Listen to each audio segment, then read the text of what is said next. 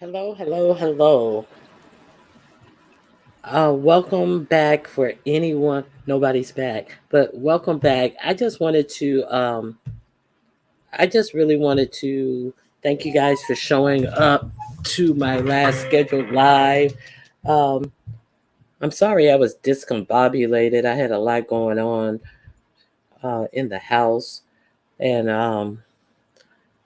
I had a repair guy come, and he was late, so I didn't feel comfortable when I was talking, and he's like listening to my conversation, and I just really kind of felt kind of awkward.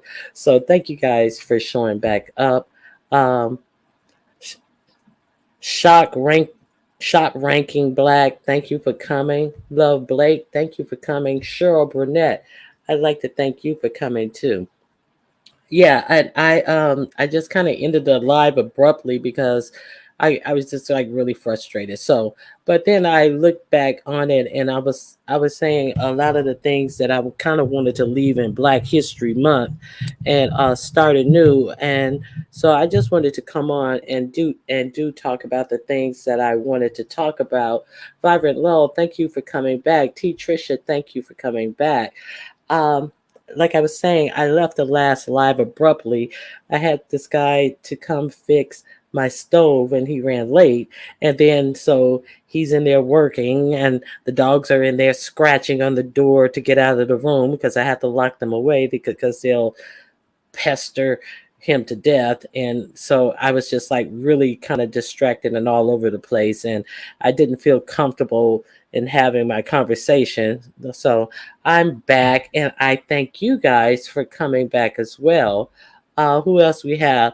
Labria. Thank you for coming back. Okay, UNC girl, bad weave. Thank you for coming back. Okay, Baron dirty bitches that that stink tree dog um something.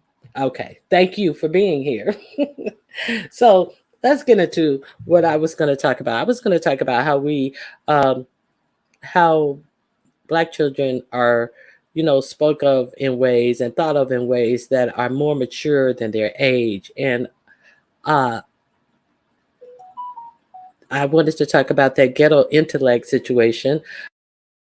I wanted to I wanted to touch on some things about the colorism conversation that have been had and attempted to be had and have been wrapped up in BS as regards to a conversation about colorism, which to me actually seemed like another attack on the person, the Miss O, who actually stood up to people making colorist attacks on her. I wanted to talk about misogyny. Okay, these are a lot of things that have been going on in the B sector.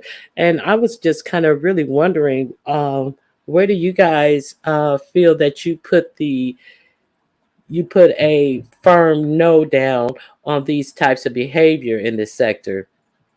So first of all, ghetto intellect, it was from what I can understand and from what he said and the person who he was addressing were saying that he wasn't referencing the daughter, he was referencing her because she had previously uh, raised her gown and gave him a boob shot. So I think that since she agrees with him, I have no other choice but to take their word for it. So it was a big uproar yesterday about deleting ghetto intellect, but I mean, or blacking him out. But I didn't even know ghetto intellect was in our sector to black out. Have the sectors merged that much that we are blacking him out, or are we co-opting our beefs and our disdain to other sectors when we have enough beef and disdain in this sector that we can easily look at and see some of the things that go on in this sector that are tantamount or worse. No, they're actually worse than what ghetto intellect has said, because we now know that it was a mistake. So been some things that have gone on over here that clearly are not a mistake. But hey, Michelle, but they continue to happen, and uh, people are still continue to be coddled. Now, on the misogyny topic, we would be remiss if we didn't talk about "I slap the shit out of you, you fucking bitch." If we didn't talk about ZX. I get the blessed syndrome when I always say GX by mistake. And we'll be remiss if we didn't talk about a lot of these male content creators over here who practice in misogyny on quite a large level. So I want you guys to look at with me what misogyny really is, and maybe we can kind of pinpoint it. Okay, misogyny is typically an unconscious hatred that men form early in life, often as a result of trauma from a female figure they trusted. He can be competitive with women, like to control them sexually, and may suddenly leave the relationship without ending it. When a misogynist puts a woman down, the bad behavior is rewarded with a dose of dopamine that make them want to repeat it. So they're actually getting a high off of this treatment of women. So does that ring true to any? I want to leave the other sectors out of it. Beef sector people, he will zero in on a woman and choose her as a target. Her natural defenses may be down because he is flirtatious, exciting, fun, charismatic at first. Number two, as time goes on, he begins to reveal a Jekyll and Hyde personality. He may change quickly from irresponsible to rude, and then from rude back to irresponsible. He will make promises to women and often fail to keep them. When men, on the other hand, he will almost always keep his word. So does that remind you of any content creators on here? It kind of reminds me of Jay Wilson. It really reminds me of Jay Wilson. So can you be a misogynist and still be a gay man? I would say yes. Okay, because it's like been so many occasions when people have ripped Jay Wilson out of the frame, but he has no beef for these women. But I mean, he has no beef for these men who do it. I'm not gonna do what y'all expect me to do. Y'all expect me to do that.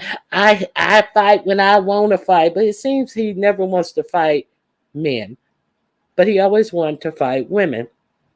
So, and the final thing that I wanted to touch on was this colorism uh, debacle that has been going on around here. I remember when I was asking questions about what the show would be about, I wasn't disrespectful to anyone on my panel, except when Ali did. Ali didn't want to converse on what the topic was, so I dropped her from the panel. But I wasn't disrespectful to anybody in talking about what are the parameters of this conversation. And after that, let me see what you say about Jay Wilson. Wilson only fights and begs women. That's true. He only fights and begs women.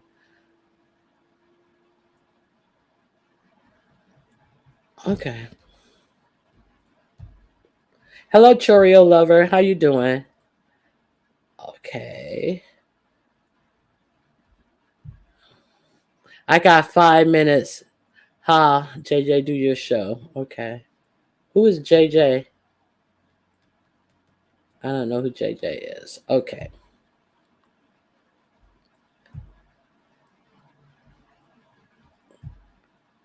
The Hoes with Heart are not going live this weekend.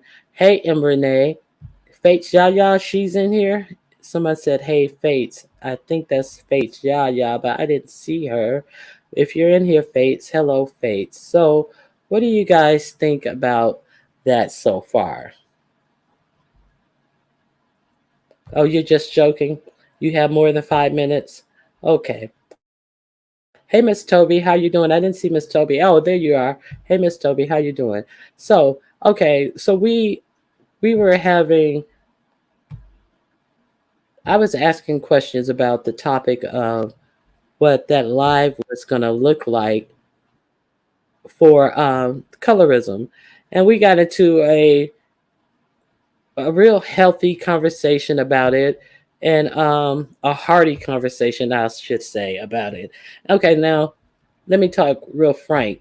Uh, I wasn't disrespectful to anyone, uh, even when I was trying to talk, and I constantly was talked over from a person who is talking about how they would be respected on their platform, and they have parameters for the conversation on their platform, but they couldn't be respectful on a platform where people were asking questions about what this conversation would look like, being as the fact that they put somebody on a panel who has used colorism as an attack. And it's also curious to me how so many people equated a conversation that Pizarro initiated with V. Lenore as to anything related to D. Miss O. Now, I have defended the colorism topic, and D. Miss O has, let's keep it real, has been the target. I defend the colorism topic, and if it benefits D. Miss O, it benefits any other dark skinned person that we're talking about. So, let me put up my banner right here. And I had read in Lipstick Alley that V. Lenore had made a comment, and that she had made a comment about equating her self to a dark skinned woman. And I asked that question. And when I asked that question, V. Lenore said, "Oh, I never said that. Oh, I never said that." But come to find out, V. Lenora had said exactly that. She denied she said it at first. And then somebody came up and gave me the timestamp of it. Okay, so I'm going to put up this copyright disclaimer under Section 107 of the Copyright Act. Um, copyright allowance is made for fair use for purpose such as criticism. I'm going to criticize this, commenting. I'm going to comment on it. News reporting, teaching. I'm going to teach a bitch something. Scholarship and research. We're going to research the factuality of her denial that she equated herself as being a dark-skinned woman because of the texture of her hair. Okay, so let's get into this. And here we go.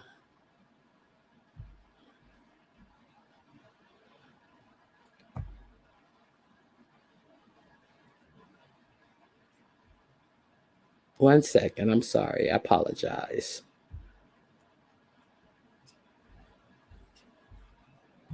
I'm going to share my screen with you guys right quick.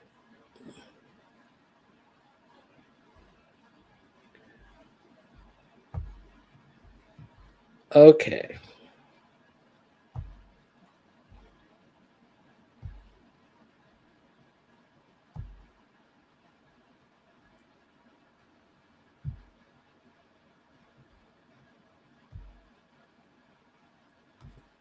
Okay, here's my screen. And I have a clip that I want to play for you guys.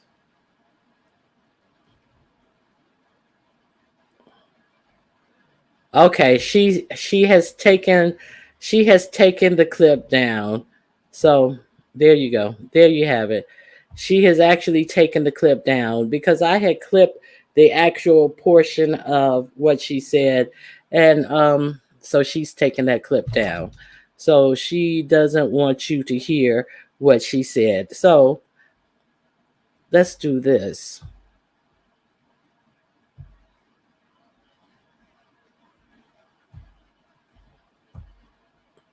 Okay. I can definitely show you this. I put up the actual clip of her saying, "I feel like a dark skinned woman. In my heart of hearts, I'm a dark skinned woman." And the way, and blah, blah, blah. And because I don't see myself as a typical light skinned woman because of the texture of my hair. My hair is coarser. So I put that clip up. She came back and forth in my community section. V. Lenore came back and forth in my community section about me putting that clip up and tried to jaw jerk me, called me a fool. Now, this is a person who always is bragging about herself being part of conflict resolution and all these types of things, but she couldn't have any type of conflict resolution. Oh, wait a minute. I may have been playing the wrong clip. Uh-oh, we may have it. Okay, here we go. Yeah, I have it. I have it. I have it. Called me a fool. Uh, talk real greasy about the whole situation when I at no point said anything wrong, derogatory, was rude to her or anything. I kept the conversation on what the topic was, and these are some of the things V. Lenore had to say in my comment section to me. Miss Conflict Resolution. These are some of the things that she had to say. So let's get to it. Okay, now I'm going to share my screen.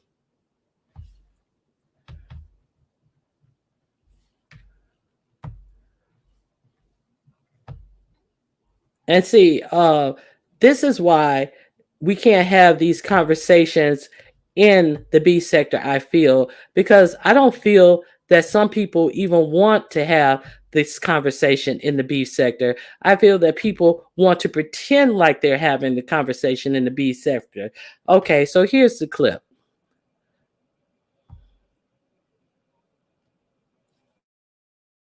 Like in my whole heart, I don't see myself as a light skinned person. So quite often, all of my life, I've always had a problem with, um, and I'll put it to you this way: I I never saw myself as being that light skinned person, the one with the certain texture of hair. My hair is coarser, you know. Um, in my heart, I think I'm dark skinned. Like in my whole heart, I don't see myself as a light skinned person. So quite often, all of my life, I've always had a problem with, um, and I'll put it to you this way: I I never saw myself as being that light skinned person, the one with the certain texture of hair. My hair. Okay. So we got a grasp of what she actually said. So I got some comments when I left that little tag, and uh one person, I'm gonna go to this one where all the conversation that V. Lenore left started. To be Duchess says, to be perfectly honest, V. Lenore comments sounded similar to what I just said on Dear Self. On Dear Self channel, we were talking about Duchess feeling like she wasn't a red bone. Okay, so she said, so nobody seemed to have a problem with it. Yeah, because we were talking about her not feeling like a red bone. At no point did Duchess say that she felt in her heart of hearts that she was a dark skinned woman. So there, and she said, "Remember when I told y'all I was offended at being called a red bone?" And that it seemed that I see myself as a brown girl. I was really being silly when I said it, but there is truth to it. So here's my reply to Duchess. And I said, here's my reply to Duchess. There are 14 replies. So here's the replies. I thought your complaint was being compared to a fleshless piece of meat in that example, though, dehumanized, so to speak. Yes, I remember. So that's what I thought when she was saying she didn't like being called a red bone. And she said, "No, I got a little offended by being called a red bone because I really don't see myself as light skinned. so to speak. I see myself as brown skin. I don't know. It's weird, but I kind of understood what V. Lenore was saying. So she said she kind of understood what V. Lenore is saying. And then I said, okay, for some reason, I know the nosy dear self will bring it up and we can delve deeper into this. So here comes V. Lenore. Girl, these people hear what they want to hear and have selective outrage. Ain't nobody thinking about these fools. Okay, so what was said foolish? Oh, hear what we want to hear. No, we heard what you said. And then I respond to her, no, Viva Nora, we heard what you said. You're out here sounding like the fool. But trust, I'm no fool. If you didn't care, you wouldn't be on here commenting with more foolishness. So, the, um, you know, it just went on and on. And then I also noted to her, Villanor, notice the real foolish you who has to call me names, trying to insult someone who doesn't agree with you and called you on your BS. You're quite pathetic. No, I do not comprehend as well as your colorist remark posted here. You're right. Uh, it's dumb shit. And it came out of your mouth. So, and then she comes back and says that Ronnie Q, you threw the word around first. See, Villanor is a liar. Villanor cannot be trusted to have an adult conversation about colorism. Okay, um, it just went on and on. And then I respond, girl, you're a liar. I never called you a fool. I don't have time to resort to name calling. I simply dropped the facts that have somehow angered you to the point of emotional name calling that deflects from the facts.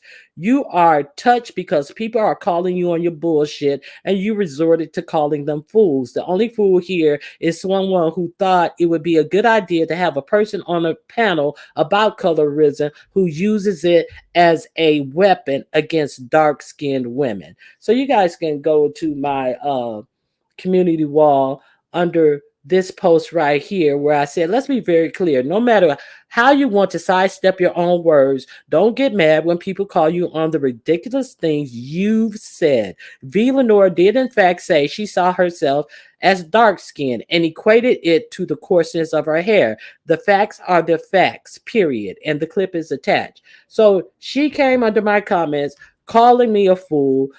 She was the one who set up a actual colorism conversation and uh wanted to make sure that certain people would sit and listen and hear how they're using the term incorrectly. But she is the one who wants to say all her life she felt herself to be a dark-skinned person. So okay, you felt yourself to be a dark-skinned person, but you talk about knowing that you have light-skinned privilege. So you want to sit up and tell somebody how they're using colorism wrong when you have not had any of the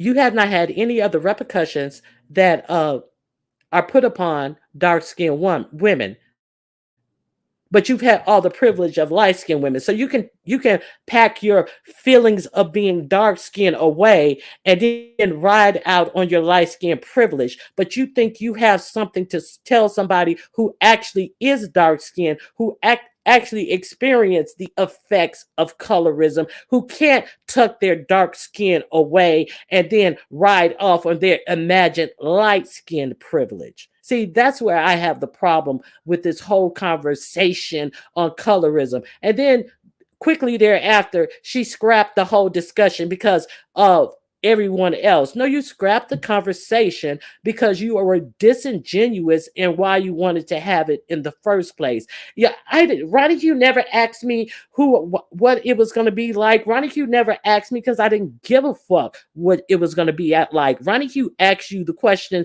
that Ronnie Q had about it. You don't tell me that because I didn't ask a question that it negated my concerns that I expressed. And then she totally scrapped the whole conversation on colorism, and I think it was total bullshit. And the fact that everybody kept on bringing, oh, the Miss O's this, the Miss O's that, the Miss O's to everything. The Miss O can be anything you want her to be, anything you want to say the Miss O is. But the fact of the matter is, the Miss O did not initiate this conversation. The Miss O did not agree to have this conversation or her panel or Pizarro panel or Villanore's panel. So why was the Miss O the catalyst to be talked about poorly again because you guys had decided to have this conversation? Because people find it easy to attack the Miss O anytime they have the conversation about colorism. Now, you can attack the Miss O on anything that you don't like. The Miss O, she's messy, she's this, she's that, she's the other. But every time the topic of colorism comes up, it is true that the Miss O has been a fucking kicking board.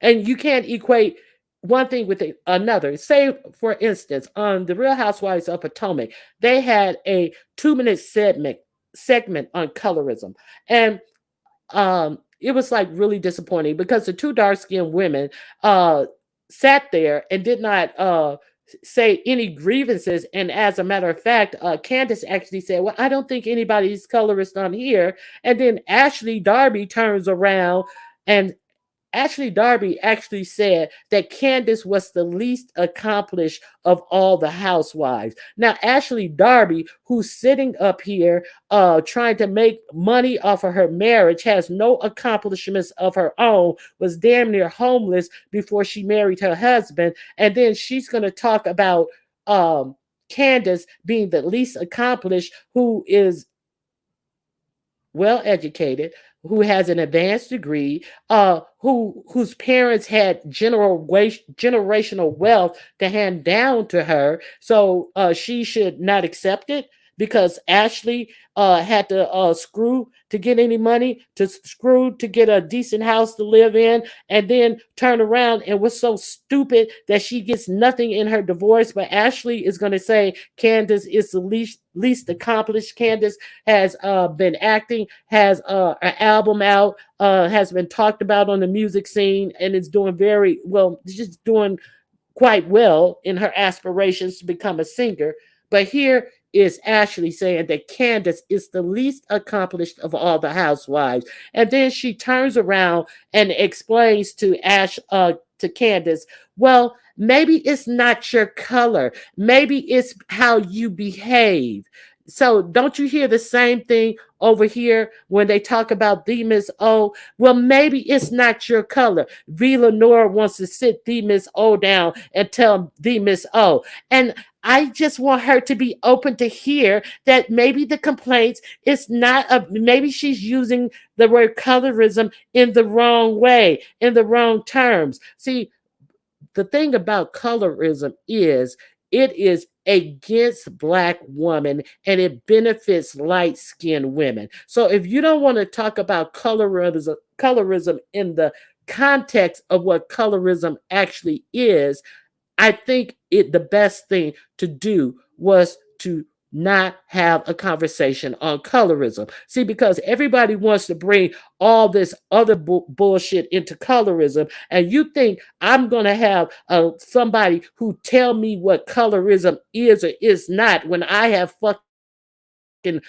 felt the effects of colorism all through my life as being a dark-skinned person, as the Miss O could say, and let somebody who has talked about their light skin privilege tell me when I'm using the term in the wrong way. Well, like in the criminal justice system, light skinned women are get a 12% less time than their dark skinned counterparts. So did Villanor want to expound on how her privilege affect her in that manner? Did she want to talk about that? Or did she just want to point the finger and tell the Miss O how she's using colorism in the wrong way? See, what Villanor was using in the wrong way was her fucking privilege to think that she can move in between being feeling dark skin and having light skin privilege without feeling what being dark skinned brings to the table in people's financial lives, in their health care, in their economic status, getting a job, making money. See, these are the things what colorism is. So I would have been regressed if I had not had this conversation about the things that were on my mind about this whole colorism topic, and to put somebody on the panel who has used colorism against the Miss O, and then say who you won't have on the panel because you don't like them, and but you're Miss conflict resolution on your job, and this is what you do for a living, and this, that, and the other. But you cannot resolve your own conflict to have a conversation about something that affects the black community in such ways. So, okay, now I'm done talking about that shit. So, I'm gonna pin the link if anybody wants to come up and talk about anything that I've said thus far. I wasn't looking at the chat. I'm gonna go through and see what you guys have to say about it. Hey, Ao, what's going on?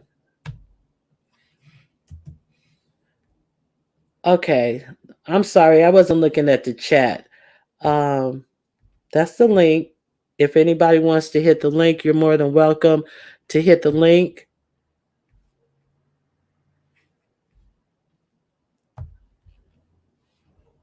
And have the conversation with me. One second, I have somebody in the back. I want to pin this comment first. I'm, whoops, I want to pin the link. Okay. Okay, the link is pinned. Let me see who I have in the back.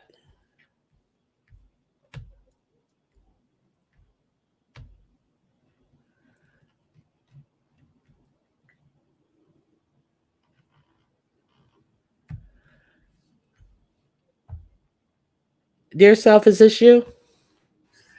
Yeah, I have my dick in my hand. Oh my God. It better not be too fat. No. What's up, girl?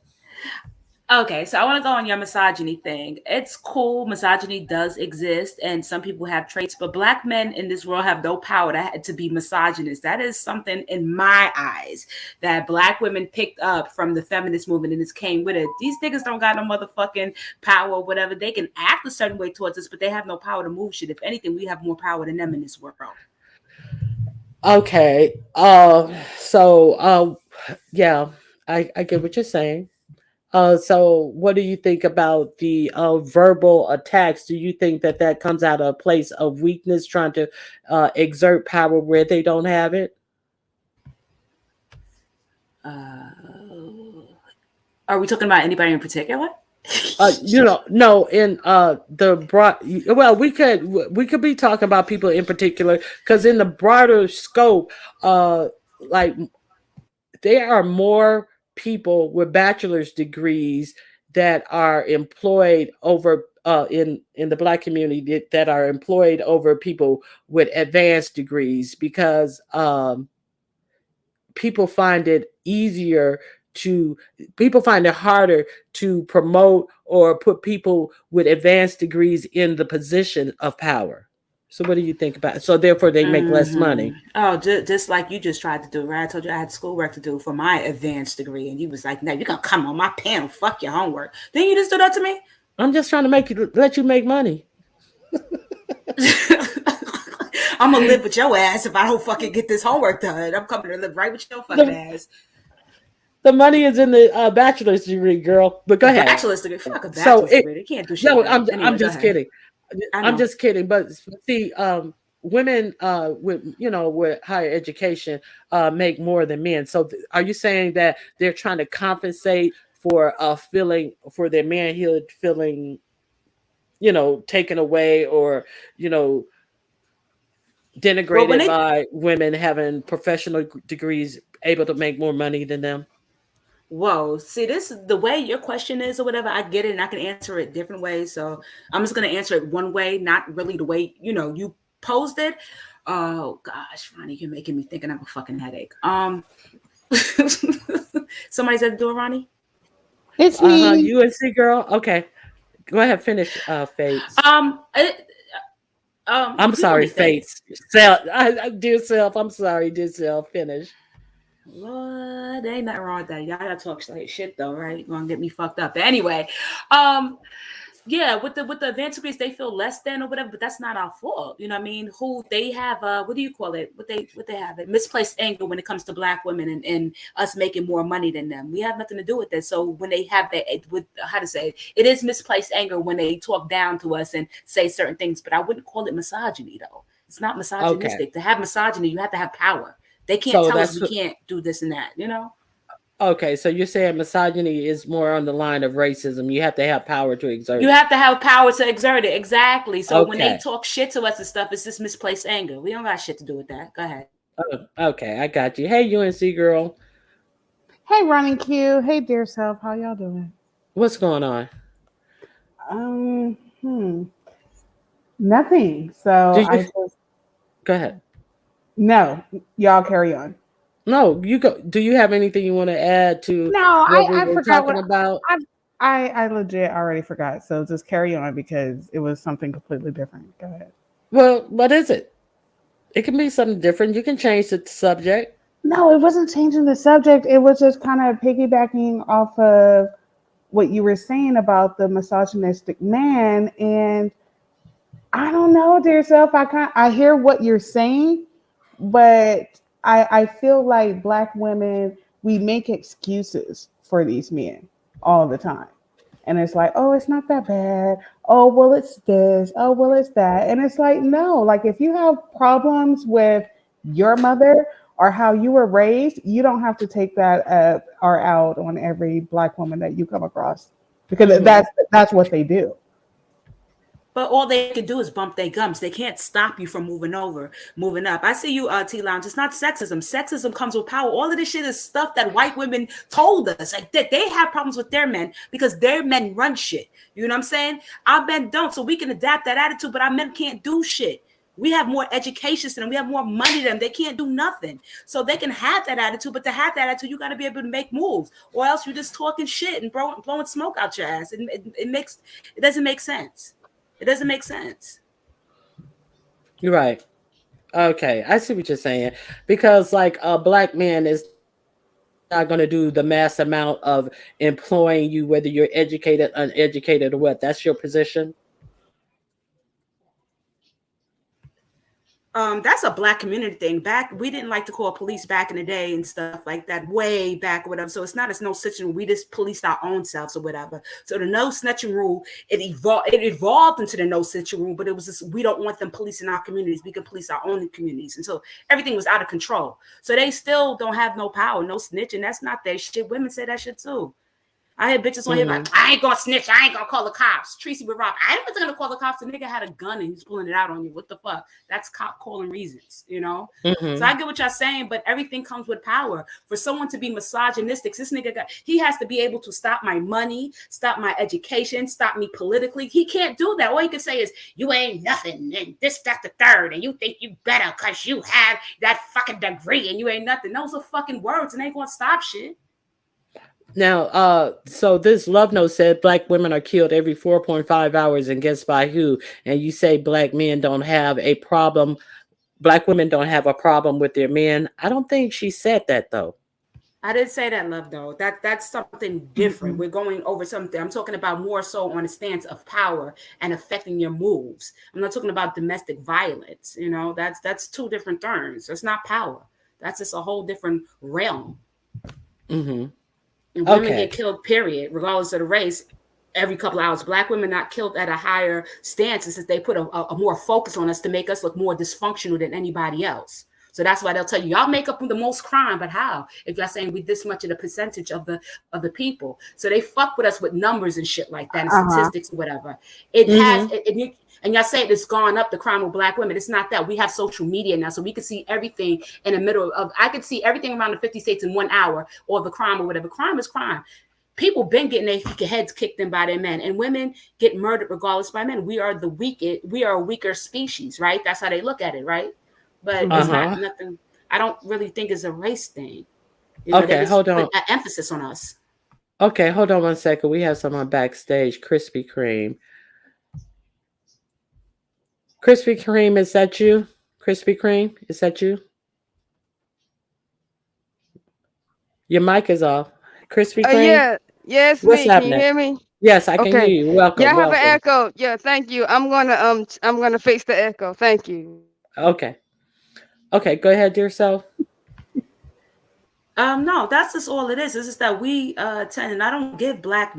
First of all, a lot of people are not men or women. We're giving them a pass. They're females and men, but I'm not giving it. We do have a problem, but our problem is no bigger than other people. What makes our problem bigger than other people is that socially, economically, we're done. We have no power in the world like that. We can't have a voice like that. But otherwise, within one of ourselves, what the fuck is the problem? We take on this problem, making it a Black woman and Black men thing, because we learned that shit from them. Well, you did this, you did that. The finger pointing, you're never going to get anywhere. Okay, we have these problems. What are we going to do to solve it? But it's always this Black men and Black women thing, because we took on their cause to further divide us, and we can't see that shit.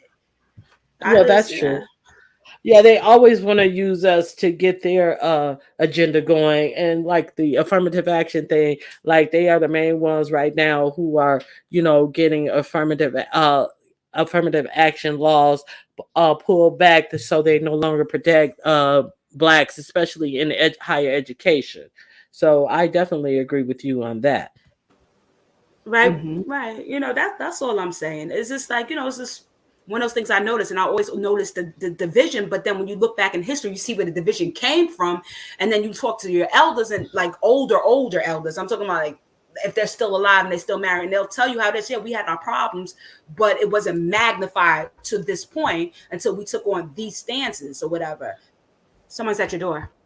Krispy Kreme, your mic is off.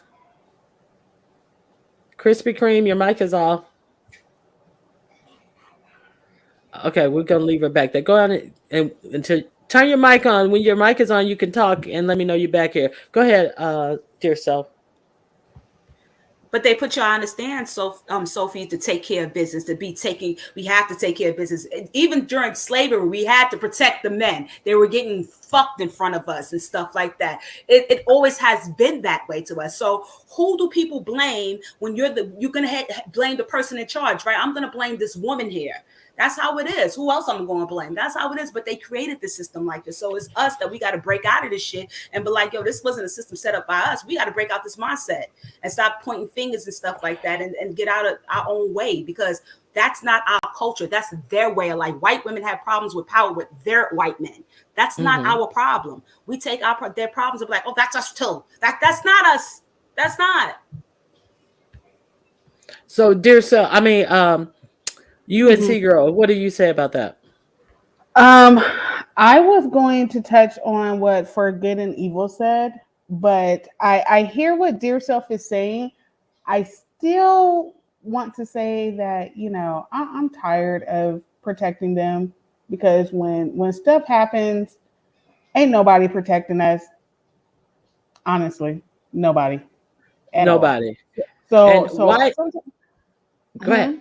Go ahead. No, but like sometimes I notice that like when you know these horrible crimes happen to Black men, it is Black women out there marching and standing and just like, you know, like don't do this to our sons, to our fathers, our uncles.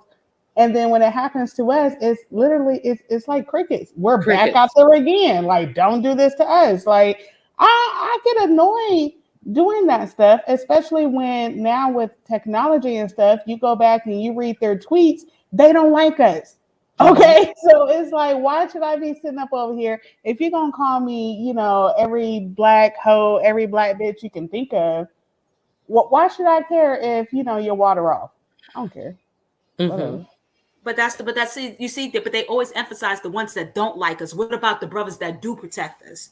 You know what I'm saying? They always put a highlight like y'all bitches are not like this. Is division. It's divisive. It's division. The people that, if you notice, right, quite a few of the black men that have been murdered, right, and stuff like that. And then we march behind them. What do we see? We see those tweets. Oh, these nappy-headed bitches and this, that, the third. They make it like that. No, they didn't pick that nigga. They didn't know he hated us. But then when it comes to light, because it's like, oh, don't you feel foolish? But that's not them as a whole, though. So we can't generalize, because the black men that I've met, that I know, love black women, hands down. You know what I'm saying? I hear you. Nobody, but we can't ignore it either. So, but you don't fucking watch for them. You gotta wait till the story come out and then see. Go ahead. Exactly. Nobody's saying to do it on a large scale, but if a story does come out on somebody, now all of the people who this has happened to haven't had this background story, but if this background story does come out on the person, okay, hands off. Just like that black dude who got killed in Florida by his white girlfriend, who her friends turned in and said, I don't believe he attacked her like she said it happened. She's trying to say it was self-defense. And they even had physical evidence from the coroner's office, but they still let this girl go. And he was from Africa, and then they found out his family came out, and he wanted the black community to help march and do all this type of stuff for her. And then it came out later that he had all these negative viewpoints about black women as well, and called black women all these derogatory names. And then the black community was like, family, no, it ain't nothing we can do for you. You can go to the white community. Maybe they'll help you there. So hold on, someone's in the back. T Lounge, can you turn on your mic? I'm sorry, I was sneezing. Hey. All right, hey, how you doing? So what do you? So it's on an individual basis, I believe, as far as that goes. Right, because most of y'all are with black men. So it's crazy for y'all to say, oh, well, that's how it is. So if it's like that, why are y'all with black men? It doesn't make sense. Y'all say this, and it's like, to me, it's regurgitated. And they show it's not. It really is it's regurgitated. Not every black man, though, dear self. But I'm saying when these big major things happen, that is usually in the background. So what I'm saying is, and in what states, though?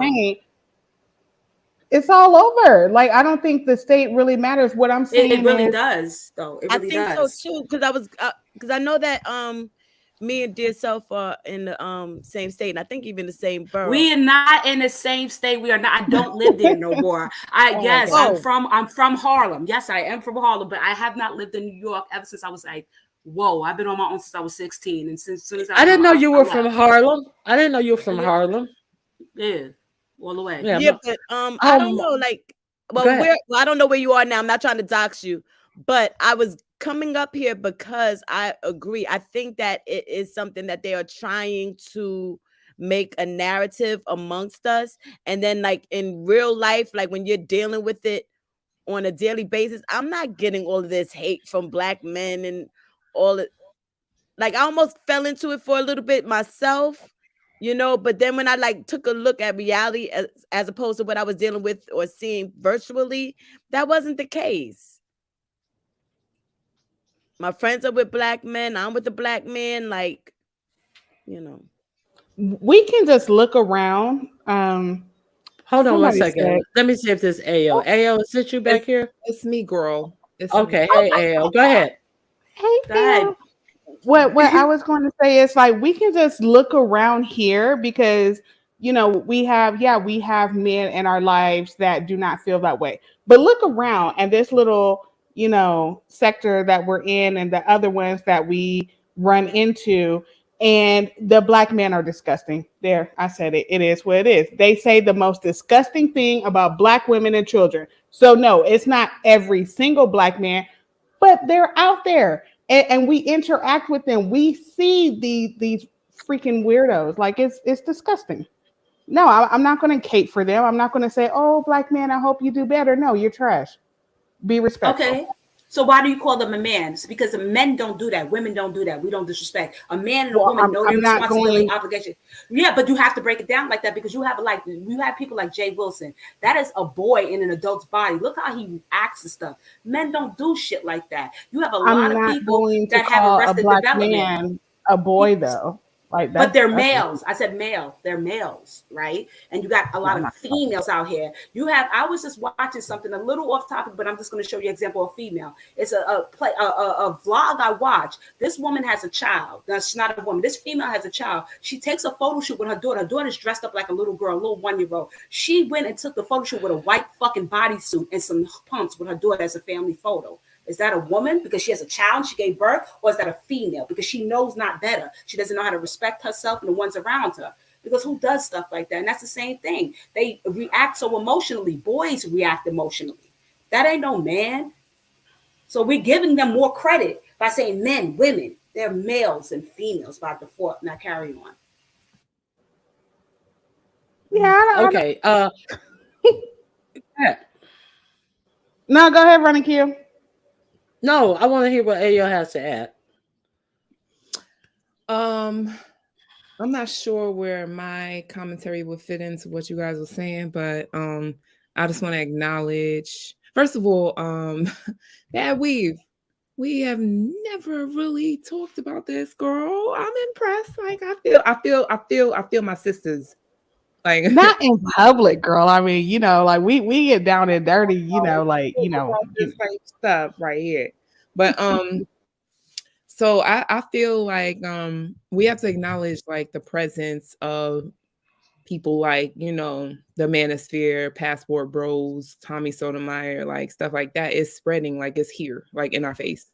Like they're telling us like they don't mess with us, they don't rock with us, they don't support us, like they call us things. Like they're like, we're going over to different races of women because we don't like y'all. Y'all are like too black. You're black. We don't like black women, and y'all want to date out and stuff like that.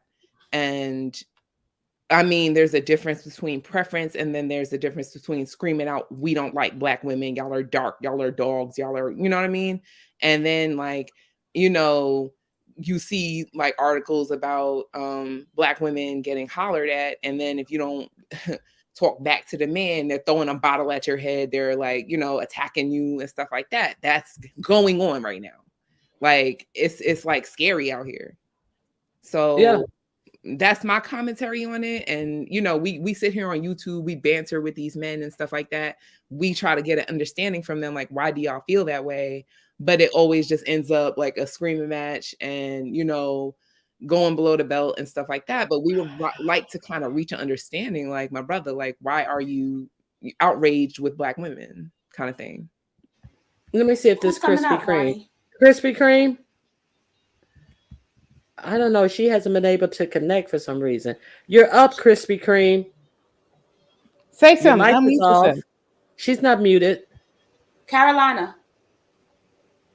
Oh, she calling you by your government, dog. No, damn well I'm not. Yeah.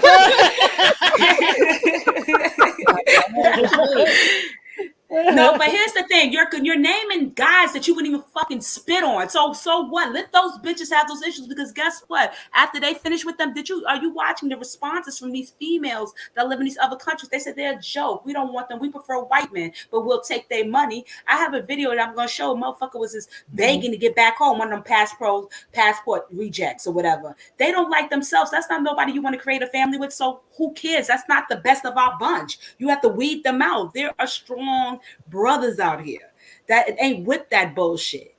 You know what I'm saying? And if they want to be with them, right? If you meet a woman and she happen to be of another race, you want to be with her because you love her and not hate you, that's great. But if you hate you, what the fuck he got to offer to you? So I mean, y'all bringing up these people that are fucking throwaways. Yeah. Can I just acknowledge what sister said?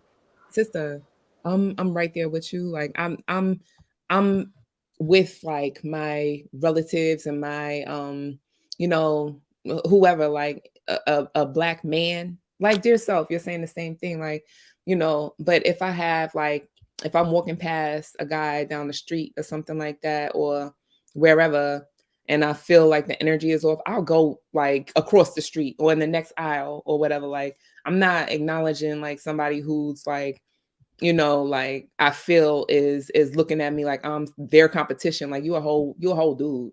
You know what I'm saying? Like, or like a coworker who's trying to, you know, whatever race or whatever they are.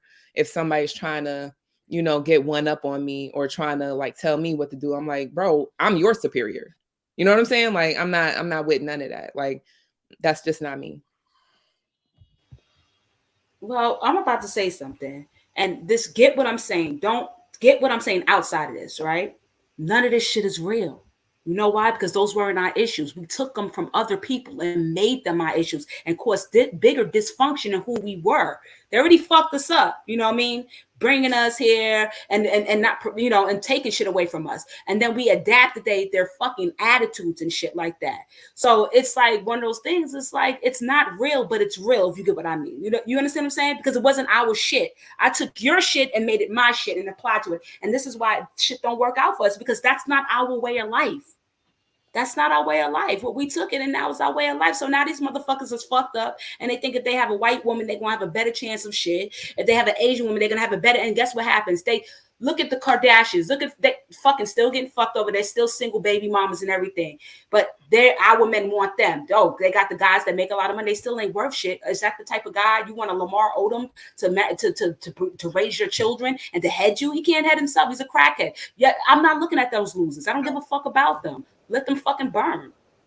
Okay. So let's talk about how things were taken away from us. Now, I have a weird feeling about segregation.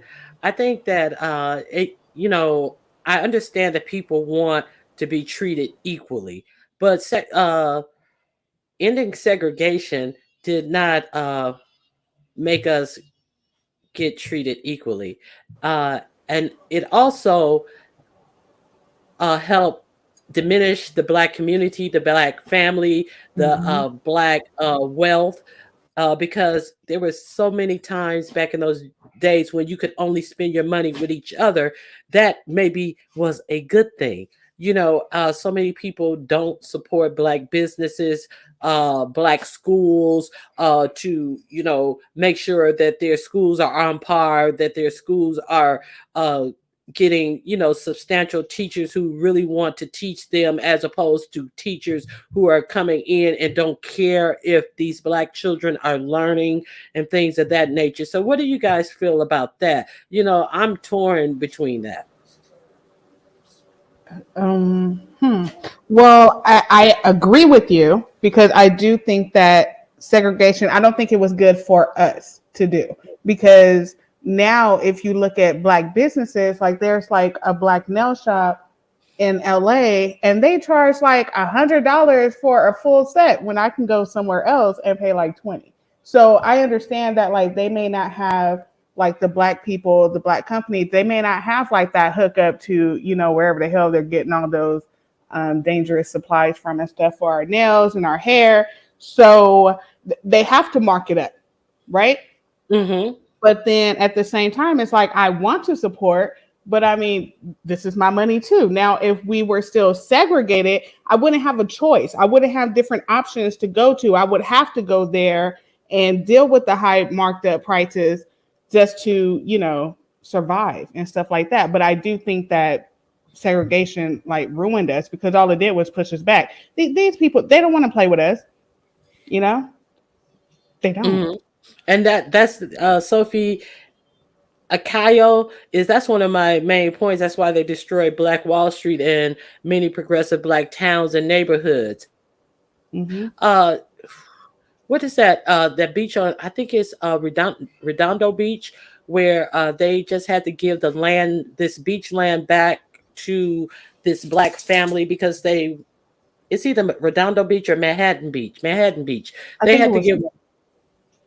Yeah, they had to give that beach property back to the descendants, like 3 descendants back, where they had just totally went in and took these Black people's land that was right there on the beach. The family was making money. They had generated businesses on their slough of land on the beach, and they took their land and under eminent domain from this family, and they just recently have had to return this land to this family. Now you look at they had businesses when they took the land, so you look at all the generational wealth that was lost from like this 40 or 50 years where they were not able to make money off of their own beachfront property. And it's like a huge swath of land, many acres of land that they took away from this family. And now they give it back to this family who don't have the generational wealth they would have had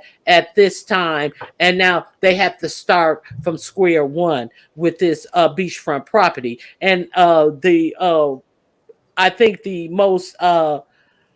most people would think that they're going to sell the land. I think that that's the first thing that people are going to think that they would do, because, you know, how are you going to develop the land when you always starting behind the 8 ball? You understand what I'm saying? Well, Ronnie Q, have you looked into that recently? Because I could have swore I read a couple of months ago that they were going to like sell the land back because they couldn't keep it up or something. But I vaguely remember that, but I didn't see that, but when I first read about them giving the land back to the Black family, I'm like, what are they going to do with the land? They don't have any money to develop the land. That was my thought. So you did read something to that effect? Well, yeah, Ronnie I think Q, like what Levon is saying.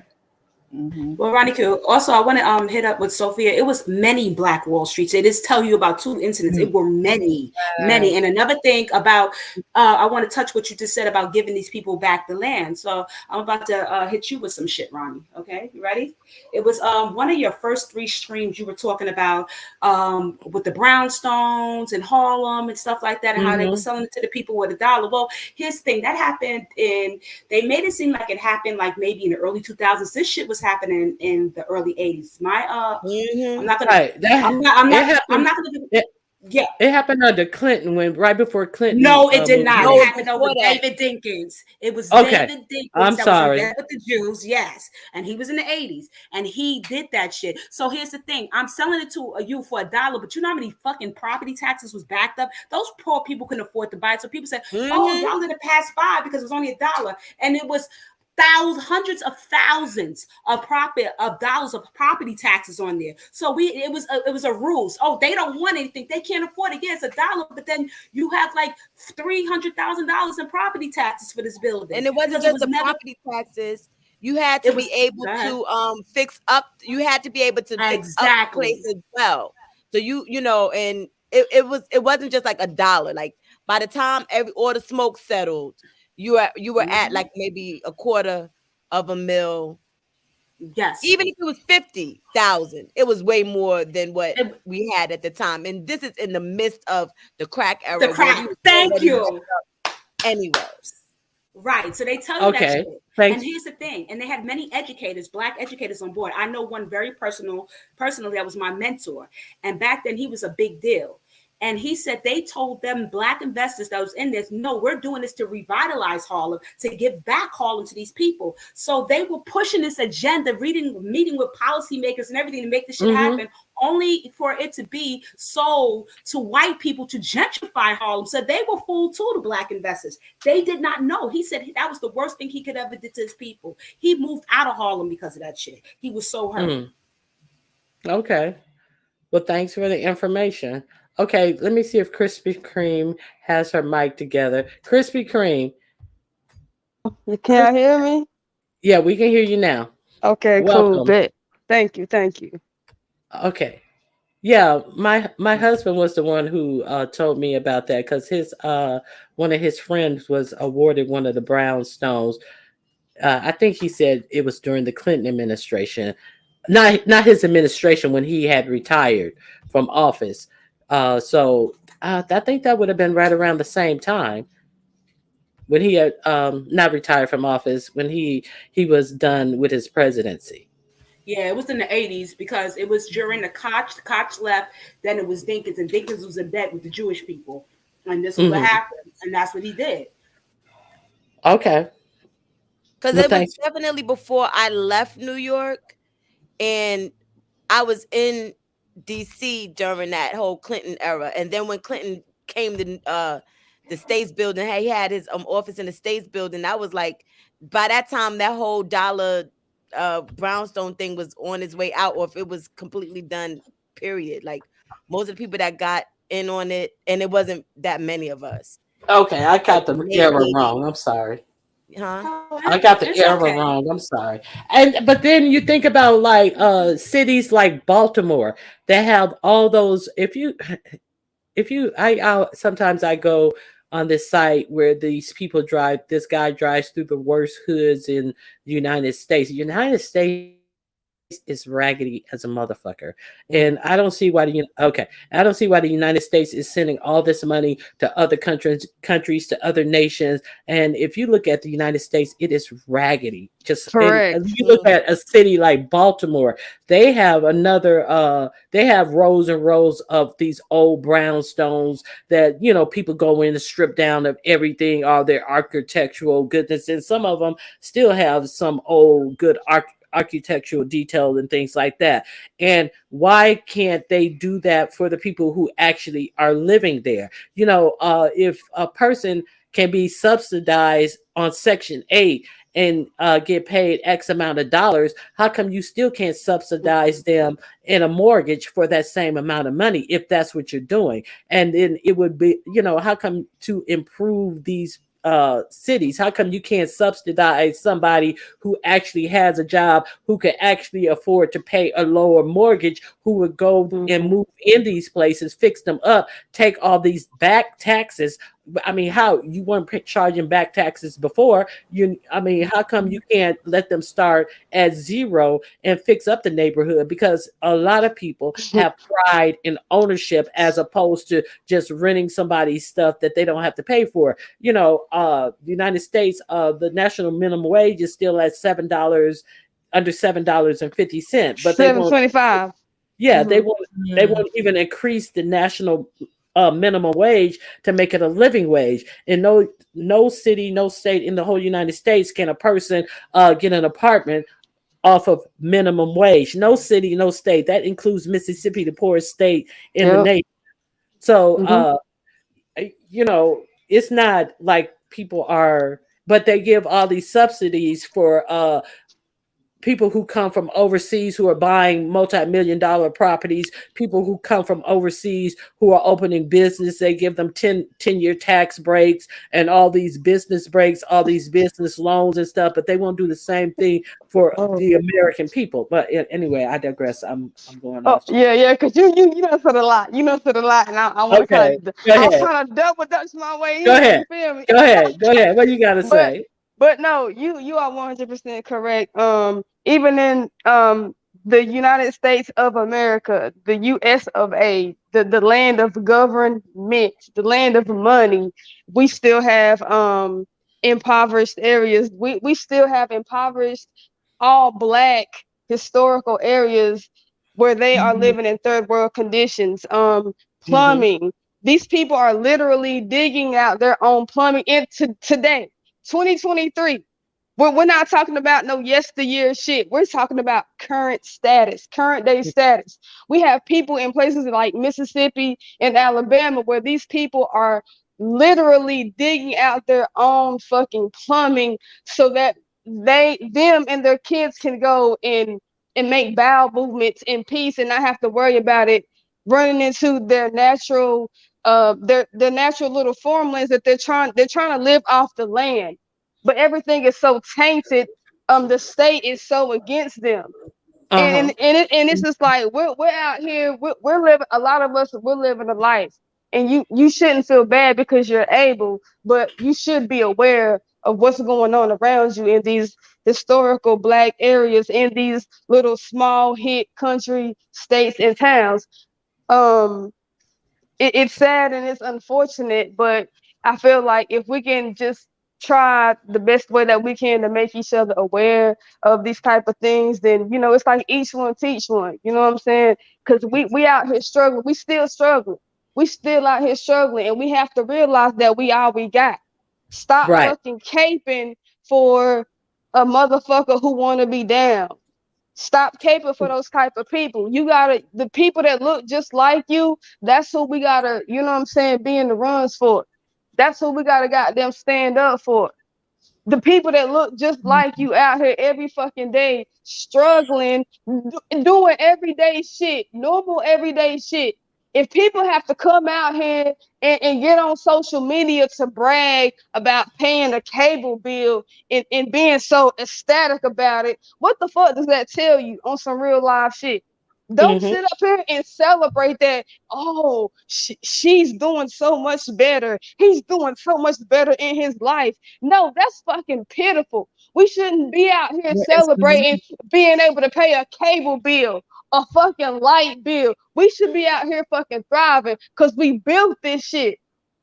Right, from the ground up, built it for free and got nothing in return, while every other nationality has gotten reparations. Why the slave owners receive reparations for every slave that they set free. When the slaves were free, the slave owners got paid reparation for their property that was set free. But we who built the United States, they look at us crazy when we ask, well, what about what was promised to us? And we got nothing. But you know, well, how about this? Slapped in the face. But you got people like Shireen that tell you, what about the Indians? We are the Indians. And if you want to know history, and if she wants to know history, she would know those red dots. They will help capturing us from them crackers before them crackers turned on them. You get what I'm saying? So it's just like one of those things that I hear black people say, well, I'm Indian. They're talking about red dot. No, you may be the black, the original, but you're not a red dot. And a lot of times those red dots, they owned us as slaves, because when slavery, quote unquote, was abolished, they are separate from the United States territory. They were still allowed to keep their help. Good night. Electricity. Yeah. Okay. And like this person is saying, like they always tell you, oh, well, to do this, it would cost us so much and prices will go up. Well, wasn't nothing going on a couple of weeks ago when all the grocery shelves were empty, and then when the foods were restocked, all of a sudden grocery prices were through the roof. Nobody raised minimum wages then, and the prices went up at an astounding rate. The food prices went up. Yeah, what happened then? Did they raise the minimum wage and not tell us? It's bullshit. Exactly. You know? We're always priced out. We're always bought out. We're always looked over. But yet we're so willing to be so inclusive of others. I just wish that we could just get together and stay on motherfucking code and take care of each other for once. Because it's getting to a point, like on some real shit. Look around you. It's getting to a point that we are really all the fuck we got. And another thing, you look at this train that exploded in Ohio, where all those toxic fumes that went up in the air. And see, you have all these rich people who don't have to worry about things because they have resources hidden underground, $1 million mansions hidden underground, where water filtration, most sophisticated water filtration systems. But then you have us whose water are polluted. All these lakes, rivers, streams, bodies of water are constantly polluted. All these chemicals dredging into our soil, into well systems that poor people use to drink water from, to get their water from, who can't afford all these high-priced filtration systems. And the EPA is always cutting back on regulation on these businesses who are putting these pollutants into our air and our water. But it cost them nothing. That train that derailed, the Obama administration put forth a law that all the trains of a certain weight would have to have this sophisticated braking system where each train would brake independently. And then they rolled it back to, well, if they're only carrying certain chemicals, they're going to have to do it. And then in Trump's administration, they totally rolled back the whole thing about that braking system because they were lobbyists came to them and said that it would be too expensive for them to do. It would be too expensive for them to do. And then come to find out, what they meant by too expensive for them to do was it would have cost the railroad system 2 weeks worth of earnings to put that system in. So therefore, you got this train that derailed with all these toxic chemicals. They still don't know how far the effects are, gonna wreak in people's lives. They're going in like they always do. Oh, the air is clear. Oh, this is clear. And you have all these dead fish, people who have farm animals out on their farm. This one dude who had some foxes, they were all leaned over and weak and eyes all dripping and all this type of stuff. You don't know what the final effect of this is going to be. Can hold on? Can I ask you a question or something? Femme Noir, you're saying that we're in a global economic race and stuff like that, but I'm not trying to be funny. Aren't you multiracial? Aren't you biracial? So it's like the class system. So I mean that doesn't, like, for someone, if you're not, but if you are somebody that's not both Black parents, it's crazy for you to say that, because then you have that other side you can lean towards or whatever if they accept you. So it's just like one of those things that it's like one-sided. You understand where I'm coming from? It's like kind of smacking our face if you are. You know what? I don't mean to interrupt while interrupting. Fuck what she's talking about. Because what she's talking about ain't gonna save her from the facts. Because her light skin or her multiracial, cultural, whatever the fuck, I don't even know who the fuck you talking about. But this is the thing. These are the facts right here. Okay. I know a woman personally who has a sister out there in Texas. She has a farm. She got a farm with all the animals and shit like that right there. The people came out there and told her she needs to get rid of her chickens and her eggs. She need to do something with her hens and her cocks, is what they told her.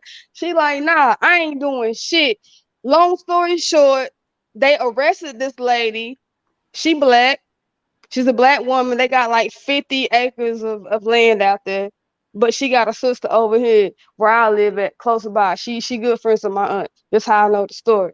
So she told them she wasn't gonna do shit. So these motherfuckers, they took her to jail. They arrested her on some flagrant shit, some bullshit, trumped up some charges. When that woman got out of motherfucking jail, her chickens, the eggs, everything was destroyed. Mm-hmm. Like this lady is so terrified. She is so scared for her life. She don't even know what the fuck to do right now.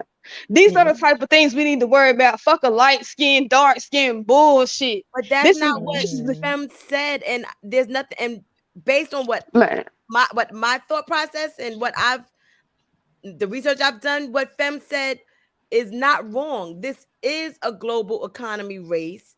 If we continue to think nationally, or if we continue to think locally or domestically, we're going to screw ourselves in the end. The government is not coming to save us. We're going to have to start to create a line of wealth within ourselves and for our family. Like that's where we're at right now. But you talking about thinking individually, like family. Like, I mean, that part too, but we also have to, and put it like this. I understood where Dear Self was coming from, because if in fact Femme Noir is biracial and she can go to her white family establishment, I'm just, I don't know what her makeup is. Yes, she has a leg up or something. You know what I mean? However, if we're talking about Black people, we're behind in the race because we didn't even realize that the race was not about our color. I mean, the race wasn't about actual color, but an actual race. Like it's a foot race as far as this money is concerned. And everybody's in the race but us. If you look at the economic bounce. But we couldn't get in the race because we never got reparations. Every other culture got something back to them. We never did. We literally have to start at the damn bottom. So unless you have relatives that have land somewhere down south where they have all this other stuff, you are literally born into poverty. Like that's what it sucks. Yeah, and see that's the whole point of Black people have made a way out of no way. You have some Black people who were sharecroppers, who were the first descendants of slaves, who were able to garner land and own land and stuff. And now you look at the plight of these history long breed of farmers. I did a report on that. Black farmers used to be 125,000, 25% of the farmers, and now there are less than 5% of the farmers. And what, not only are they, it's not like they're just choosing not to farm. No, their land is being taken away from them, from the FDA cheating them out of getting loans to buy their seeds so that they can produce a crop, so that they can earn some money, refusing to give them loans so they can buy this expensive farming equipment to keep their farms going and things like that. That's facts. They are literally refusing to give us what Ronnie said. They are literally refusing to give us the loans to maintain the lands that our fucking ancestors had to fight and struggle to upkeep. They're refusing it. Ronnie Q is like dead on 100%. And then what is happening is that these black farmers are losing this land because of taxes that they cannot pay, because they cannot earn a living, because they get their loans and only a partial loan after they have given all the money out to these white farmers who they don't send through all this red tape. The black farmers have won a 85 million lawsuit, but they have gotten little of the money. They won't get farmers, no money.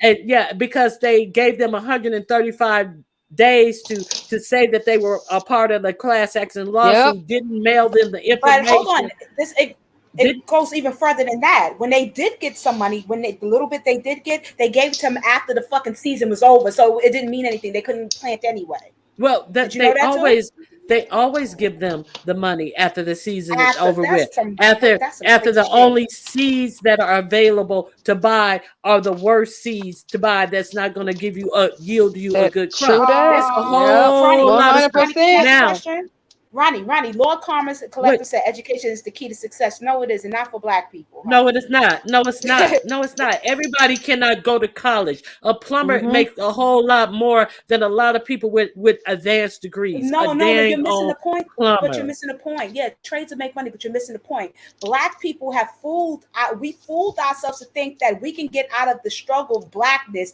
by getting a fucking education. You cannot. You will not. No. And that's what they tell you. Well, if you get an education, but it's still racism. I'm still black. So I'm just somebody. I'm a black person that have some knowledge that doesn't mean. Yeah, that's a divide and conquer tactic right there. You know what I'm saying? That's the divide and conquer tactic between black people to try to fool you to make you believe that that's just that's the only way to get into wealth. And that's just not what it was. And that made us fight amongst each other, because that's what made culturally black people look at like crabs in a barrel, because of what was fed and what was believed, because they didn't have the education and wasn't allowed the education. But I don't really think it's a class thing. Your black people like to put, just as I'm saying, indoctrination. It's a class thing. We have not got past the racism thing yet. You cannot jump to class. That classism shit don't count for us. You're still underneath everybody else. Okay, you're still the Chinese. They came, they was discriminated. The board of education was in 1920 something or whatever. They got a lump sum for that shit. Not only the education thing, but being placed in fucking camps once they got here. That's way after our struggle, and we still was fucking dealing with fucking Jim Crow laws and shit like that. So it's like classism. That shit doesn't relate to us. You're jumping ahead. You're putting the cart before the horse. Let me say something.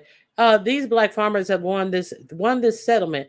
And the settlement still has not been paid. And now the settlement is on hold because this one politician came forth and filed a claim that it was unfair for black farmers to get paid out because it was discriminatory against white farmers. Now, the whole reason that they won this settlement, so if it's won, pay them their money. When have you ever heard of any person who has won a court settlement and the United States government say, okay, well, we'll listen to what you have to say. No, you don't have to listen to what they have to say. They've already won this case, but they still have not paid these farmers. People are losing their land. You have big investors, people like Bill Gates going up, buying all this farmland from these southern poor Black people who don't have the money to do anything with their land, who it has been shown in the United States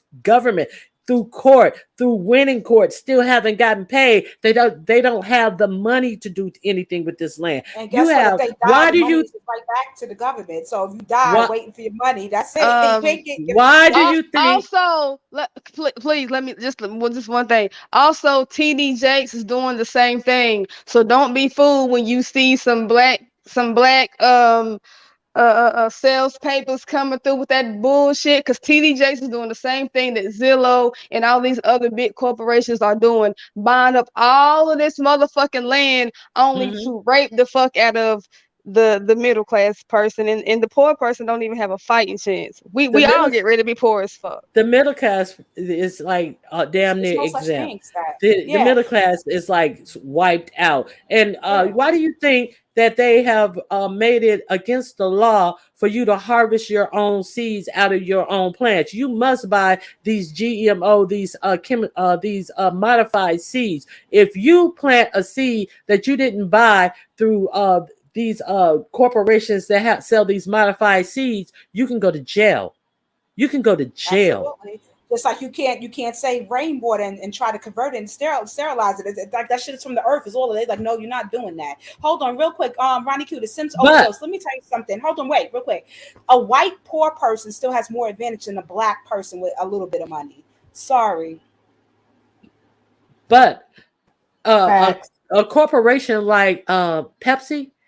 There is a underground well. I don't know, UNC girl, if you know it, right outside of San Bernardino, where they had a contract with San Bernardino County. What is it? That county? Anyway, they had a contract with them where they could use this well water for free for 10 years. And then when the contract was over, and then the county wanted to renegotiate with Pepsi, but Pepsi wouldn't renegotiate with them. But Pepsi is still going in there and getting this free well water. But California is in a drought.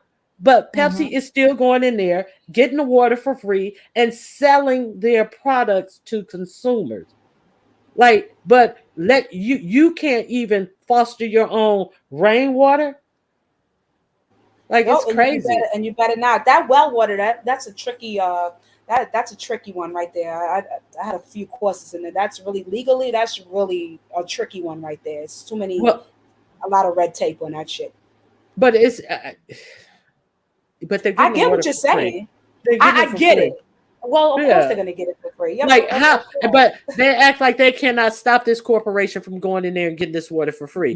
When California is in the longest drought in quite a long time. But these people are going in there getting water for free. But you can't do anything to sustain yourself off the grid.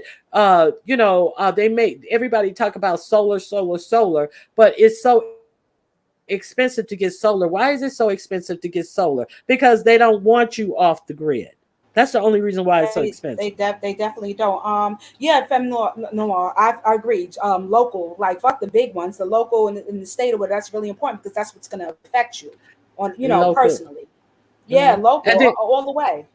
And then you look at people who don't vote and complain about the arrest rate and the prosecution rate. Well, that's where you vote for your sheriffs and your DAs in the local elections. See, those are the elections that matter.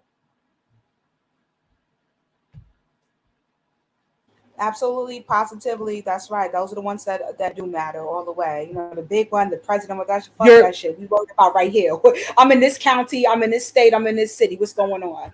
Yeah, your school board officials, those who want to take Black history out of the curriculum in so many states, who don't want you to know your history, even this jaded side of history that you were taught. It's like, why, if it wasn't important, they wouldn't be trying to take it from you. That should tell you something. It's very important. So that's why when they were tearing down, and I'm sorry to say, now listen to what I'm saying, when they were tearing down these statues or whatever, and everybody black that was like, that's right, because he was a slave owner. And I'm saying, no, y'all fucking stupid. They're trying to tell you in a few 50 years to 100, they're going to try to say slavery was just a story. It wasn't true. Taking down these statues are erasing what they have done to us. But black people, we're all about symbolism or whatever, and not understanding the deeper level of when the fuck do white people care about offending us? Now all of a sudden we're pro-black and we're going to take this down because your lives matter. No, they're taking it down to hide your history. And this is why these books are Uncle Tom's Cabin and everything. They're out of the fucking libraries and stuff like that because they're trying to erase what has happened. Books that they have written themselves. Now they're saying, oh no, that's not it. And we're going to take that statue down and erase that because they're about to tell your grandchildren, your great, that's not true. Slavery didn't happen, and you motherfuckers are behind because y'all fucking lazy. That's the mind. Exactly. Now, film noir, not true, Ronnie Q. If you plant a community garden and declare yourself a grower of organic fruits and vegetables, you can qualify for a free heirloom seed. Again, you have to educate yourself on local law. With film noir, I was not talking about a local garden. I was talking about farmers who farm for income. I'm not talking about a local garden where you're just growing, something for, you got a bed, a garden bed or something in a community garden. I'm talking about farmers who do this for a living, Femme Noir. And I am exactly correct on what I just told you. Thank you.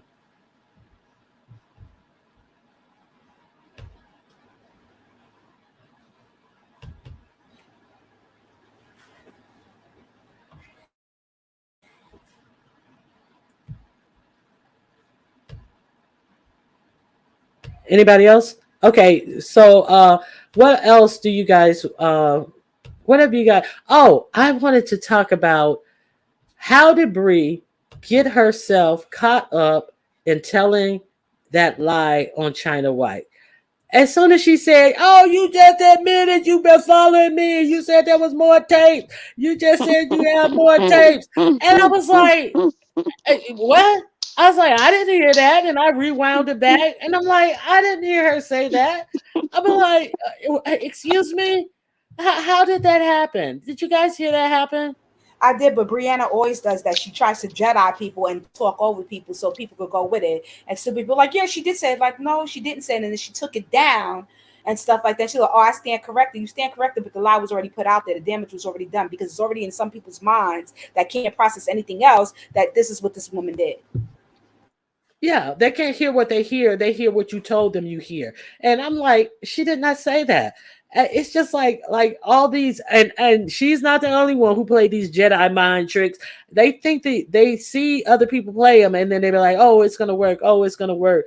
Oh, so that was like ludicrous. And then she replayed it and said, "Oh, I didn't hear it," and then she like brushed over it, and but that was your main talking point.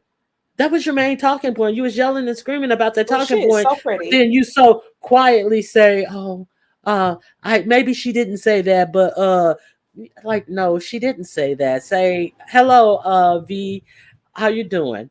So that was kind of strange as well. That is not strange. That's what they all do. They carried it, and Pizarro took it back to her spaceship after that to carry on with the thing. The fucking thing is that Brianna is in denial that a lot of people from the beef sector and others that live in fucking Florida. Every time we talk about, I'm from Florida. So of course you are almost 700 pounds. You are hard to fucking be missed. Like Sean Bradley had said, he said, people are going to look at you, Brianna. Get used to people looking at you. And who said, Brianna, if you don't want people to look at you, lose weight? Who said that? I forgot who said that today. But it's true or whatever. And her first day of school was supposed to be Monday, but she was on the panel and stuff like that. And then somebody stupid said, oh, yeah, her first day of school was Sunday. LSA was like, oh, Sunday. So her, yeah. And then it was like, I never heard of school starting on a Sunday. And no, she did not say that, Chorio lover. She did not say that. No, it was supposed to be Sunday. And then they were like, okay, so Bree's not in school yet. which was on yesterday, they was like, that was supposed to be day 2, and she's still on panels explaining this, that, and the other. So that was like, why do they just lie? Why do they lie? They always lie, and then they say they had said, oh, somebody had said today, I heard through the grapevine, oh, she's not going to school, she thinks she's slick, she's just going to get that surgery. You stupid motherfuckers. Brianna has to lose at least 150 to fucking get the surgery, and she can't get a lap band. That's for minors. She has to get the whole bypass. Take it from me, I never had it, but I know a lot of fat motherfuckers that got it. I know motherfuckers that had the sleeve, lap band, and a gastric bypass. Gastric bypass is for Brianna, and she has to lose a lot of weight. They cannot put her under anesthesia because she might pass away because her heart can't take it. So they have to make sure there's no stress on her heart. But listen, like for real, who gives a fuck though? Honestly, like who gives a damn if Brianna go and lose weight or not? That is Brianna's life. Brianna been living in that body all her life. That's all she know. Why the fuck do anybody give a fuck what she do with her body? If that girl happy with how she living, the girl keep telling us she don't have no heart rate issue. Her body, Brianna keeps saying that her biometrics are in the green. If that's what Brianna's telling me, God damn it, that's what the fuck I'm going with. So why the fuck do we give a good goddamn if Brianna go out here and lose the fuck weight or not? Come on, man. Who gives a goddamn? Krispy Kreme, you cannot believe. Okay, if I say that my blood pressure is in the green, that means I'm not giving you the actual numbers that they are. If I say my A1C is in the green, I'm not coming out here and telling you. If you ask me, well, what's your A1C number, and I can't tell you, I say it's 126 because I don't even know what I'm talking about myself. The green does not mean anything to me. When like people yeah. I want to say Femnoa, yes, they have schools that start all year round. They have schools that open enrollment. They don't go by semesters, they go by quarterly. So it's very possible, depending on what school she's going to, that it may be an open enrollment, and they have different blocks or whatever. They have colleges like that. They don't own, all schools don't go by semesters. So she may be telling the truth about that, but not about starting school, but look into a school that does have quarterly and open enrollments. They have many colleges like that. Yeah, it's a lot of open enrollment colleges. Yeah, and it's usually for working adults. Let me ask y'all this. Y'all think that she would like have this like really elaborate lie, like she's going to school? Or like she said that she's about to try to lose weight? Do you think that that's like her not telling the truth? I mean, she wants to lose weight, or what's happening? I don't know. I think she said that. She said that today. She was trying to lose weight. If that's what you're asking, I'm not sure. What did she say about trying to lose weight today? I missed it. It was the other day. She said that I heard they said Brian brought it up that Brianna said she's going to start on her journey of getting healthier.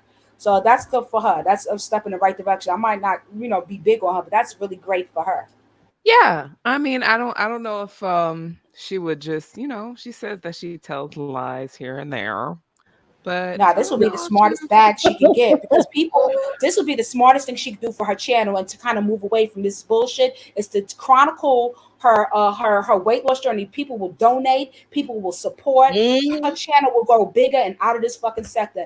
I hope that she does go in that direction, because there's nothing left for her over here. What, more lies and getting stalked? It's like she's done over here. They already not following her, but they're already taking pictures of her and stuff like that. It's like it's going to the point she might as well do it this way and really stick true to it. It's a win-win. She gets the money and she gets to be healthier. You know what I mean? It's a win. Yeah, this is what I told her. Like, I told her when she visited our channel comments before you guys got into it yourself, that she should definitely try to explore. She's already on camera. Everybody knows what she looks like. Maybe she should try to, veer into the Tisa kind of in the Tisa world of like, doing shopping hauls, hair videos, like try on clothes and stuff like that. Like, why wouldn't she get a bag off that? I think that would be cute. Look, I don't know. And I think she'd get a large following. Yeah, if people drag her, they're already dragging her. Like I was just gonna say they dragging her now, so yeah, and at least she'll still be on the way to a healthier lifestyle. You see, we ain't no haters. We might not fuck with nobody, but we giving her props. We ain't no goddamn haters. I gotta give us all high fives to that shit.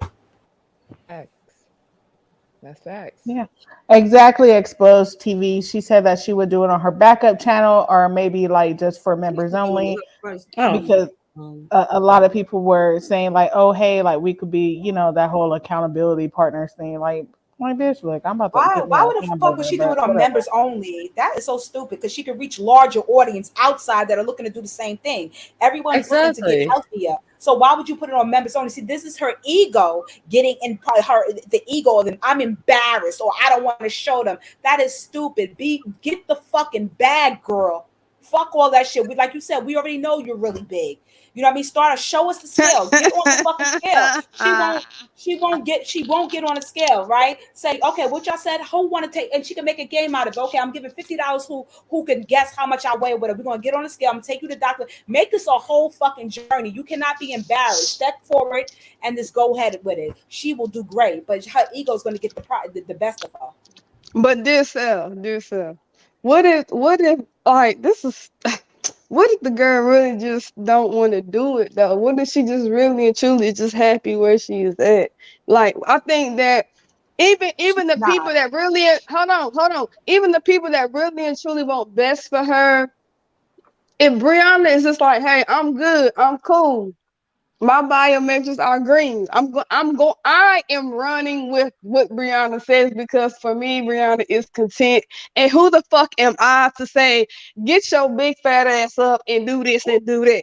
Who the fuck am I to say that to this girl? You feel me? Like, come on, man.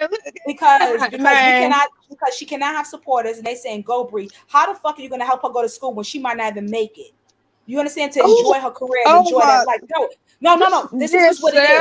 No. I'm not wishing it on her. I want her to lose weight. I might not be. Might be kind of beefing with her, but I want her to lose weight. I want Brianna to get everything she wants in life or whatever. She tells y'all, "Oh, I don't want to get married. I don't want to have children," because those are things that are not physically possible fucking right now. Marriage, yes, but the children think it's not physically possible. So I can tell you that, and she's not comfortable because she stays telling you, I'm a bad bitch. I might be a fat bitch. I'm a bad bitch. You know, if you're quote unquote a bad bitch, you don't got to keep on telling nobody that. A fucking Maserati don't need a motherfucking commercial. It's a fucking Maserati. You're a bad bitch. You're a buy. Oh, your man want me, and I'll fuck your man, and he'll take this pussy. That's low self-esteem talking. She's not comfortable. She's been fat her whole fucking life. So how you comfortable in that body when your bones ache every day? When it's hard for you to do stuff, you can't do stuff your smaller friends do. You're really serious? She's not comfortable. I disagree, dear self, because clearly the other day, I don't know if you heard it or not, but clearly Chucky was flirting with her because Brianna said several times that he wanted to bust a nut on her. Okay, he was not flirting with her. Chucky was not flirting with her. He was trolling her. She doesn't believe that. Shut up. You were trolling like that. I can't stand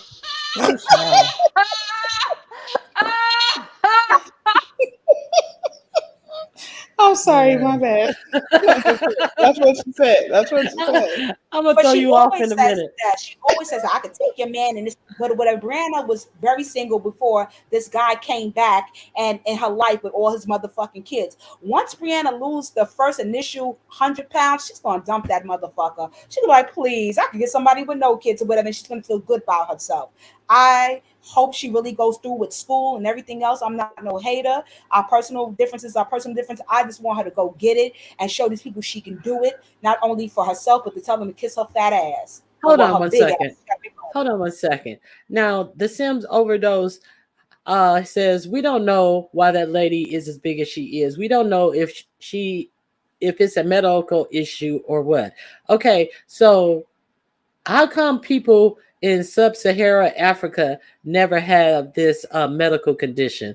You know, it like people kill me to say that people are fat because of a medical issue. No, it's the opposite. You have a lot of medical issues because you are so fat. Like I have never seen what disease makes you fat. What? underactive thyroid, but that's not her problem, because if you've seen the pictures of her mother and her sister, it's clearly something that it's not a genetic thing. They eat the same way. People always want to say, oh, it's genetics. No, we're around our family. We eat the same shit they eat. So therefore we have the same genetics. So therefore we're going to be the same way they are. So it's not no medical condition that has that. Even a underactive thyroid won't do that. Brianna has sat here and ate shit late at night with us, eating without shame and stuff like that, and she's not getting up to walk. Brianna does not walk around the corner. So I'm trying to see what it is or whatever. Come on now, let's stop making excuses. We might like somebody, but when we like them, we try to help them. Even if we don't like them, if you see the good in something, hey, push them to it. Let's stop bullshit. And this is what we do in this sector. We bullshit. Oh, I like them, so I ain't gonna tell them I know they're lying. Get the fuck out of here. Brianna can't be comfortable. She's a prisoner in her body. So it sounds like what you're saying, dear self, is you don't think she's going to school? I think she is. I think that is one of those schools that does the quarter to open enrollment. I don't think she's lying. No, I don't. Because I was you was like, we seen her eat this, that, and the other. So I was like wondering if what you were trying to say is she need to just say that tuition and she can have more treats and snacks to eat on because she's wasting her tuition. Who did I get that from? Was that AO? Say that. Maybe that was AO. I was saying that people are investing. They said, oh, Bree, before she said the weight loss thing, they said, yeah, we're going to donate for your books and stuff. And I was thinking, and I said, I didn't want to say that because I'm not going to speak the power of anything forever, if you get what I mean, on no one. Okay. But I'm saying y'all invested in that. She has to be able to do these things, be on her feet, be able to enjoy her career. She cannot do that if she's a prisoner in her own body like that. She is limited. So y'all really encouraging her for that. That is a great thing, but encourage her to live. We want to see Brianna 10, 20 years from now to fucking live. What the fuck are y'all doing? You're like, y'all, it says, oh, she's good and she's beautiful. She could be beautiful, but she's not good. What it mean? What it mean though? She outlived Lady P, and she gave it. She was 2-time Lady P size. So what's that? Lady P is older than her. But Lady P is older than her. And She Lady hasn't P outlived was Lady very, P. very, very sick. Lady P was looking for a fucking kidney and then got COVID. So therefore she was done. So that has nothing to do with it. She had a bad kidney. But Brianna, oh, okay. Well, what about China White? I mean, like she's still hanging on. Not China White, I'm talking about Brie. A whole lot of people have passed away. What I'm saying is, it seems like people can't coddle Brianna, which I do think that her channel subscribers do, but we can coddle other people and their crap. If people want to tell Brianna she looks good and girl, you're fine, and Brianna was saying the other day she doesn't have any health issues, fine. I ain't going to try to diagnose her. It's clear she has diabetes, but we know she's lying. She's clear she has diabetes. That blackness that's not eczema, that blackness on her head and under her chin, that's signs of being diabetic. That's people with diabetes. I don't care what she tell y'all, that's diabetes or being pre-diabetic. But she said it's psoriasis. That's not diabetes. No, on her face. I'm not talking about her arms. I'm talking about her face and the back of her neck. That's diabetes. Look it up. That's diabetes. That's not psoriasis. Oh, goodness. She said the other day she doesn't have diabetes, though, I think. Okay, so then y'all go ahead. Y'all try to be funny. Y'all go ahead and y'all get to that size. I'm just saying what the hell she said. I'm just repeating what I heard. Yeah, but she tells y'all she's a liar. Why would she give y'all more stuff to fucking read her with? You know what I'm saying? So of course I'm gonna be big and I'm healthy. She's not. And she's not mentally healthy. So, okay, let's say she doesn't have those health issues, but mentally, come on, why would a 32-year-old want to be a prisoner in her own body like that? Can I keep it like, if we're on this, I'm gonna press the gas. Go ahead, fam. Press it. Right. I'm going on mute. Hey, wait a minute. Sophie, nobody's saying Black women's bodies don't come in all shapes and sizes. However, you look back in the early 70s and things like that, the 70s and stuff, and the early 80s, I mean, Black women were notorious for having snatched bodies. Black women on the norm were not overweight like we are today. And these are facts. Yeah, I'm not saying that. Look, she's food deserts. I'm not overweight though. Sophie, She should be. Listen, she when should I be go to the comfortable. doctor tell me I'm doing too much and I'm not as big. Like, so I already know. They're telling Brianna Sophie, something.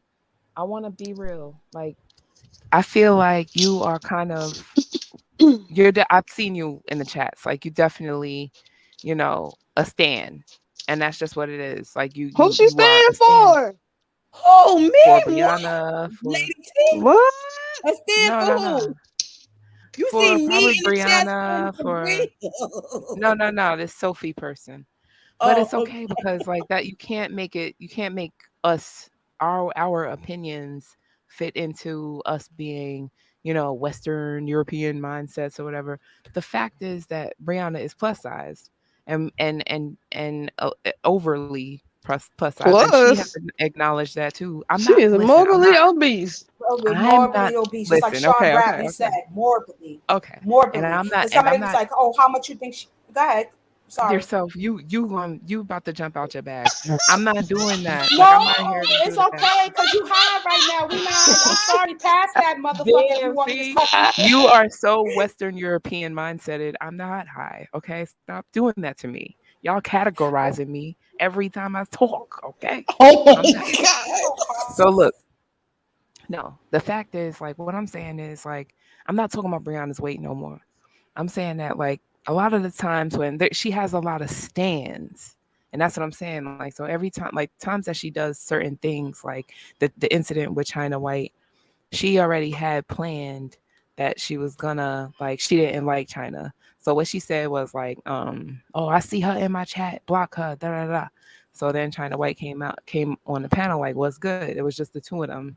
From what I saw, I don't know if there was something that happened with Chucky or something like that beforehand, but so Brianna and China got it in, and she was, they was arguing, da da da, and then once Brianna was like, oh, you was, your man was trying to holler at me, da da da da, and then Brianna let the rest of the people that was backstage come on and like jump on China, and then that was that. And then Brianna was like, she was the one that followed me, so she was kind of like, she has her team. You know what I'm saying? Like, she already has her team that's to just co-sign whatever she says. That's my issue. That's kind of like Sophie right now that just dropped down like, y'all, You know what I'm saying? And talking about we were taken from Africa and our bodies. They were not morbidly obese. They had small waists. If you see an African woman, depending on what country she's from, my African friends, they're thick women. They have the smallest waist, big butts, big toned thighs. Most of my African friends are 200 and some odd pounds, but they are women that have their That's a lie. No. That's a lie. That's a lie. That's a lie. That's a lie. I'm talking about my friends. My friends. Muscle weighs more than fat. Muscle weighs more than fat. Okay, and how you figure out if you're morbidly obese, overweight, underweight, or whatever is that you take your height, you take your body mass index, and that is using your weight in kilometers divided by the square root of your height in meters. And if that number is over 40, then you are classified as morbidly obese. And that is unless you are very muscular, like a bodybuilder. Drop it down 5. Drop it down 5. It's 35. Time out. What if you look in that mirror and you see a bad bitch? Because like for me, example, I'm 125 pounds, I'm 5'3", but I have a shape, and I'm athletic build because I played a lot of sports when I was in high school and all that good shit. So I look in the mirror, I see a bad motherfucker. You know what I'm saying? My thighs are still muscular. I still do my thing, but I can see another female that is at least another 200 pounds more than me, and she just as bad with a small ass motherfucking waist, thick thighs, and she toned as fuck. So are we really gonna go by these BMIs? We gonna calculate and tabulate? But that's not, we gotta stop it. We're talking about Brianna. We're not talking about everybody else. We're talking about Brianna. Oh, my bad. But I said if you're muscular, my bad, my you fault. can take it up a little bit. Dear self, you're right. It's 35. Yeah, I know what the fuck it is, because I know when I had to lose my motherfucking weight just not recently, I gained weight 3 months or whatever, working hard or whatever, you're eating and not moving around as much because I have to sit down a lot or whatever. You know what happened? I gained 20 pounds more than what I'm supposed to be. Do you know, walking up the stairs, I was like, God damn, why am I breathing so hard and sweating? And that was just 20 pounds extra. You get what I'm saying? So I can't imagine somebody double my size or whatever, and I have height to me, double my motherfucking size, and they're not as tall as me. What the fuck they go through if 25 extra pounds on whatever I had that was a little bit too much, what it is. And if come on now, y'all, it's just that I hate this shit. I hate, and I'm not upset, so don't mind my voice. Okay. Whatever. But I hate this shit though. Everybody, because y'all like her. If y'all like her, why don't y'all help her? Because that's not like. If you're gonna like somebody, no, not you. Not you. Oh. But people, no, but people like, oh no, but if she's good, so you want to see her not healthy, and then I hear, oh, it's a lot of unhealthy people talking, but we can see she's not healthy. How about that? We can see that, and we're trying to help her. Nobody's body shaming her. Hold on. One, Sophie, y'all forget about the human zoos, folks ignoring Black women taken from all across the earth to exhibit their unique body types. I do remember that one woman who had the big butt. Sarah Bartman. Yes, Sarah Bartman, who was taken and exhibited because of her large butt. But as far as women, you're saying unique body types. We're talking about obesity, uniqueness in America. Anything about African could be marked as unique because Americans weren't used to seeing a wide nose, a lip that had been stretched from tribal plates being put in their mouth and things like that. You can say anything is unique, but we're not talking. I did give an example of how can somebody be fat as a illness, and how come people in Africa didn't have these illnesses. So don't conflate the two different things, because they were putting these people in zoos as freak shows. That's what they were doing. You're right. And they weren't resized neither. They didn't say morbidly obese. They were, like Ronnie said, Q said, very voluptuous. That's different. And even being very voluptuous, depending on your stature, it still may be too much for you. It depends. I thought I was on mute. You're good, because y'all people underneath. Yeah, because then you got Body Works or whatever saying, I seen splits. What the fuck do splits and limbo have to do with your fucking health? Your kidneys working, your heart working, your blood pressure being in order. There are skinny women that have high blood pressure. They're not healthy, right? Y'all right. Well, but for you her, we can see what it is. Facts. That's you facts. Think That's about facts, it. yourself. You think about it. If your thighs are so big, you really don't have to do that much. You really don't have to spread them that wide before your thighs are touching the ground anyway, as opposed to a thinner woman who has to go down much further before her thighs are actually touch the ground when she has her legs open. So somebody can stand with their feet like 4 or 5 feet apart, and they it looks like they're doing a split because their thighs are so big that they touching the ground. So what are we saying here? Well, shit. You talking about like a little person? I could do split. Listen, every fat bitch I know could do a fucking split, because I could split, I could stand up and everything. Oh yeah, you got so much inner thigh meat that it's touching the goddamn ground when you fucking walk. Like, I mean, are we serious here? I mean, not Bree. I'm just saying some people. Yeah, like shit. What is the split to some people? So let me ask y'all this. Go ahead. To Pettyville that's in here. Are y'all seeing this as fat shaming or as weight loss encouraging? Because ain't no like bullying up here. A lot of us here like Brianna, like her content, like her shenanigans and stuff like that. But we would like to see her become a little bit more healthier. When she first started, she was smaller, and we don't want to see her get any, like more dangerous on, like in front of our eyes.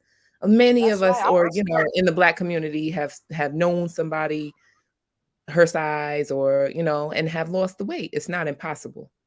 So I think that would be. I know people that passed away. young, like her, young. I know 3 people that passed away in my lifetime from being that big. One of them I used to fucking date, okay? And he wasn't as big as Brianna, and he had a good fucking job, and he was very active, walking and everything, and still his heart couldn't fucking take it.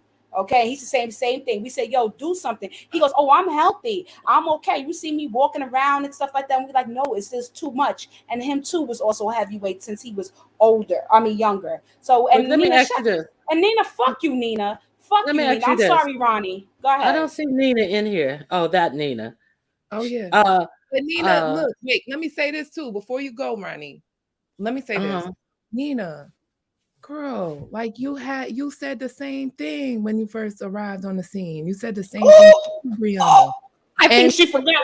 Thank you. I was about to say that shit.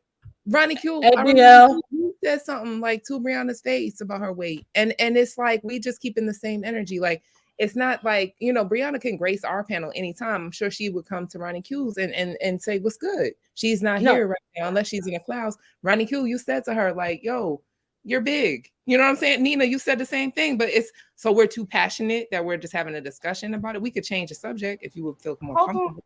No, I don't want to talk about. Okay, I don't give a fuck if she big or not. Honestly, but it was a topic of discussion. No, but y'all missing the point. She made it a topic of discussion, saying that she was losing weight. So why the fuck can we talk about it as content? She said it. We didn't just come in. See, Nina came in this motherfucking humbug. Nina was coming in here, fucking party crashing. She's just a better speaking person, more articulate than Pizarro, because they come in chaos. Hold on. Let them know. Let them know themselves. Oh, fuck, that was content, Ronnie. Let me say this. I'm not coming at her in any type of way because I know what it takes to lose weight. I was overweight and I lost 93 to 98 pounds in like 3.5 months. And I didn't take any supplements, anything. I ate right and I exercised. The first thing The first thing I started doing was walking. And the second thing I started doing is I started reading the labels on what I was eating. And I didn't know much about dieting at the time, but I learned as I progressed. But one thing I did know, if I didn't take fat into my body, that I wasn't going to get fat. So what I did was I tried to stick more to vegetables, which Bree says she hates vegetables. I ate fruits and vegetables. I didn't eat after. I heard that it was good to not eat after 6 o'clock at night, but sometimes like you get busy or something and you haven't eaten in a while, but I knew that you had to keep your metabolism going. So if I had to eat after 6 o'clock at night, I would eat like fruit, banana or something like that. See, I did this all on the fly, and then I started incorporating different things that I knew that were good. I heard that lentils were good, which are beans. I would make me a pot of red beans. I would cook all my food with ground turkey, turkey tacos, everything that I would use ground meat for, I would use ground turkeys, and that weight came off like nothing. And it was times in the gym I was like, I would never be able to do this. I didn't go to no big gym. I went to a local gym where you just slid to do $20 a month, and he trusted you that it was your time to pay, and I got in shape. The biggest thing that gets you in shape is walking. If you start walking, we were talking about it years ago before me and Bria fell out and got okay again. And she was talking about it. And I said, all you have to do is start walking. I said, walk in your apartment complex. I said, just take a walk around your apartment complex. And she was like, oh, girl, this place is huge. You don't know how big it is. I said, don't matter how big it is. Walk to a certain point today, and then tomorrow walk one door over from that. I said, you are your own competition. See, I'm not trying to be mean or anything like that, but it like takes certain things to do this type of stuff. And that's all she has to do. I'm not trying to be facetious or anything, but it really does take a certain amount of like Jay Wilson, for example. I don't think Jay Wilson is going to keep his weight off because Jay Wilson, it appears to me, has not learned how to eat. And that's one of the most important things that you have to do is you must learn how to eat, because it's not a diet, it's a lifestyle change. So if he hasn't learned how to eat, Jay Wilson is going to gain all that weight back and more, because I heard that fat motherfucker sitting up there talking about he was eating a Philly cheesesteak salad. What is a Philly cheesesteak salad? Nothing but fat. A Philly cheesesteak without the bread. Said, I need cheese for my grits. No, and he was talking about when he went to, did you hear him fantasizing when he went to that bake off that they have yearly? He said, and they had this cake. And I said, ooh, that red velvet cake was looking very velvety. I said, he has to go to a therapist for his eating, because a lot of people don't realize sometimes when you need to lose weight, you have a bad relationship with food. And I speak so passionately because I have a bad relationship with food. I'm one of those people that when you see me, you don't know if you're going to see me fat or skinny. I'm one of those people like Luther and Janet and Oprah. You don't know how you're going to see me. And I understand it's your relationship with food. So sometimes you have to get a therapist, because they have to realize like, yo, what is my bad relationship with food or whatever? It takes a lot. Sometimes it's more than just working out and eating. Sometimes you got to get a little extra help with it. So I'm not body shaming her. I want Brianna to be that bad bitch she claimed to be. I want to see Brianna have babies and stuff like that. I'm not trying to be. See, me and hubby don't got nothing to do with that. But I'm tired of everybody coddling her. Well, that's her body. Then you want to see her going, or you want to see her hair keep on popping her shit? I want to see her hair. And then you have to be able to take advice. I remember like I took this 6-week class at a community college. It cost me for everything, the fees and everything, it was $26. And the gym teacher looked at me. He's like, "Ooh, girl, you don't want this class. This is hard work and this, that." And he used no machines. It was all calisthenics. You had to walk upstairs, push-ups, all using your own body weight. And then I was like, yeah, I want this class. And I took the class and stuff. And then like as the course went on, he was like, "Girl, you doing good. You doing good." Because I knew I could do it. It's like I'm just moving my body. I knew I can do it. And by the time I got out of that class, and then the next semester was right up on it, I took a 6-week spinning class. I had never took a spinning class.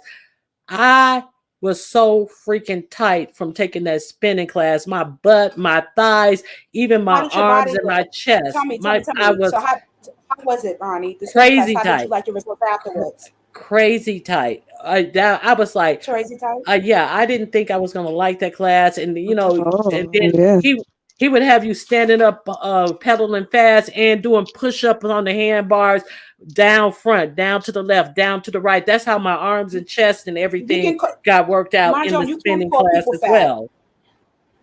No, mind you, you can call other people fat when they're fat too. You're not as fat as them. Me, if I stop doing what I would, if I do the right things or whatever, fuck it, I don't care. By let's say September, if I do everything starting now, because I start today, March 1st, I'll be a size I'll be a real small size of it, so I'm not that big. I've done this before, but before I took CrossFit together, when it was time for me to lose our major weight, I took CrossFit together with kickboxing, and every day I worked out 3 times a day. I measured my food, and I was running up 120 flights to 150 flights every day. I started out with 20. So when Ronnie said you start a little bit, I started out with 20 flights, kicked my ass, and every day I would do another 10, another 20, as much as I could take. Before you know it, I was running up all my flights, the stairs or whatever, 120, 150 flights around different complexes. I was getting in. It depends on how much you want it, because it's mind over matter. Yeah, and you got to get in the zone and realize that you are your own competition, and that's the most important thing. You're your own measuring stick. Don't try to keep up with anybody else. Just try to do better than you did the day before, and that's one of the most important things about it. Absolutely. In terms of your relationship with food, that's why and I know people, they hear Weight Watchers and they get like, I really like Weight Watchers because it doesn't deny you anything. Like, you can have everything, but it really teaches you how to eat. And that's why I liked it, because with the Purple Plan, you only get a few points. You don't get a few points. Like, you only get a few. Like, I think I get 16 points. But it'll have me going to the vegetables, or maybe a potato instead of the rice, or maybe a wheat pasta instead of white. You know, like, it really just teaches you how to eat. The main thing I learned is that you got to be careful with that oil. You got to be careful with the amount of servings you have. Like, you just have to be mindful. It teaches you how to eat. For anybody who is struggling with food and their relationship with food, you can add the cheese grits. You know what I mean? But I agree, Tia. So I just want to say that to piggyback off of what Tia said, she's 100% correct. Also, if you can increase your green intake, broccoli, kale, collards, green beans, whatever, just increase your green intake by 100%, your body will shred on its own. Even if It you have to does. get it, if you have to go down to the what you call it, to the Smoothie King or whatever, and get you a good kale smoothie with banana, whatever you have to get to mix with it. I'm telling you, you'll see. And if you can do that, like one green smoothie every day and walk at least 2 to 3 miles a day, you will see a humongous ass difference in your body. Also, make sure you're drinking a shit ton of water. Water also helps you get out all Yes. those toxins. Yes. I mean, water is like the most, it's nature's own Coca-Cola, like they say. It will clean you the fuck out. So Water tells for everything. That's for most sure, important. for sure. Mm-hmm. And let me say this, too, because yes, I know we are messy, and we do have people that think that we're on the attack, but that's not the mission here. There's some gems to be found here. I did gain from pandemic too, and I saw people saying that. But I was doing some yoga, and I saw something about pineapples with what was it? Okay, cucumbers, ginger, and it was one more thing. It was all over social media. To infuse your water. Yeah. No, but they were using it as a detox too, like to help lose weight, cleanse yourself, and stuff like that. Yes, Talking and about that that. helped. I lost 10 fat. pounds. Mhm. I lost that, like, just in that, like, every morning. What would you do? Put it in like a blender and then strain it. Like, Okay. put ginger, pineapples, cucumbers, and it was one more thing. I always forget the fourth thing. But it's all on YouTube and TikTok and all that stuff. And then you blend it, strain it with water. Like, you blend it with water, strain it, and then drink it every morning, like before you start taking lemon. Yes, lemon. And then, like, I would do like some, like, take walks, like get you anything that gets your heart rate up. And like Krispy Kreme was saying, like, you definitely increase your green intake, like all that stuff, because I was like, I'm never gonna lose this weight or whatever. I lost it in like a month. No bullshit. Yeah, it's really easy. You got to double up. If you're gonna put starch in your plate, instead of that, you have your protein. You double, like I said, double up on your greens. Don't put that starch on your plate. Double up on your greens. Whatever was that's how much. Go ahead. Another thing that you can do when you a lot of people forget about this when you're doing your walks or whatever, you should really try skipping. Skipping it gets your calves, it gets your quads, your glutes, your abs, your upper abs, your lower abs, and everything. And it also you can like go out on a walk and you can like skip forward on your left foot 10 times, then on your right foot 10 times, and then you can skip sideways on your left foot 10 times, sideways on your right foot 10 times. You're going to cover more ground, and you're going to really work these different muscles, and you will be surprised. So I started doing the skipping thing. Somebody told me about that, and I would skip a couple of paces, and then I would skip a block, and then I would side skip another block and side skip the other block. And like it's like you're walking so much quicker because you didn't cover all the ground that you usually walk on. But that just tightens everything up. That is just like phenomenal. That's skipping. Yeah. Like when you're a little kid. Your heart rate. Yeah, it increases your heart rate. Well, it helps pump the blood through your body, and also it helps speed up your metabolism like that too, and stuff like that. I mean, it's a lot that we could do, but no, I'm not saying that. How can you call somebody else's fat if you're fat? But I'm not like that. And like I said, if I focus 6 months from now, I'll be crazy small. That's how my body is or whatever. So it's not the same. My thing with my relation, I'm like Jay Wilson. I have a bad relationship with food. So I'm the type of person, I'll eat a lot. I'll binge for 2 weeks, and then for 2 weeks I won't eat at all. So it's not good for my body. My body's kind of that's not good for you. Yeah, your body go on starvation mode. Yep, and as soon as you get start Absolutely. storing your fat because it's thinking it's in starvation mode. So that's not good. And always, so like I could weigh myself and I could weigh, let's say one day I'll weigh myself and I'll be like 220 and I'll see it and I'm like, oh hell no, for 3 days I won't do nothing and they'll drop down to like 210, 208. You're like, how the fuck?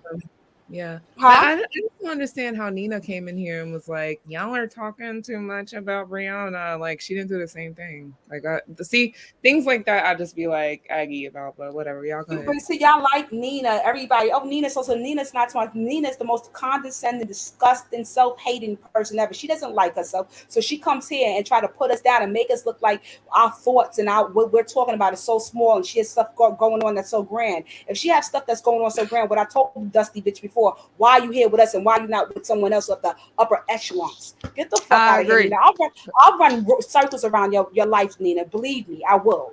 Because nobody else is live, so she had to come in here. I don't know who else. Well, why don't she go fucking beat her meat or something?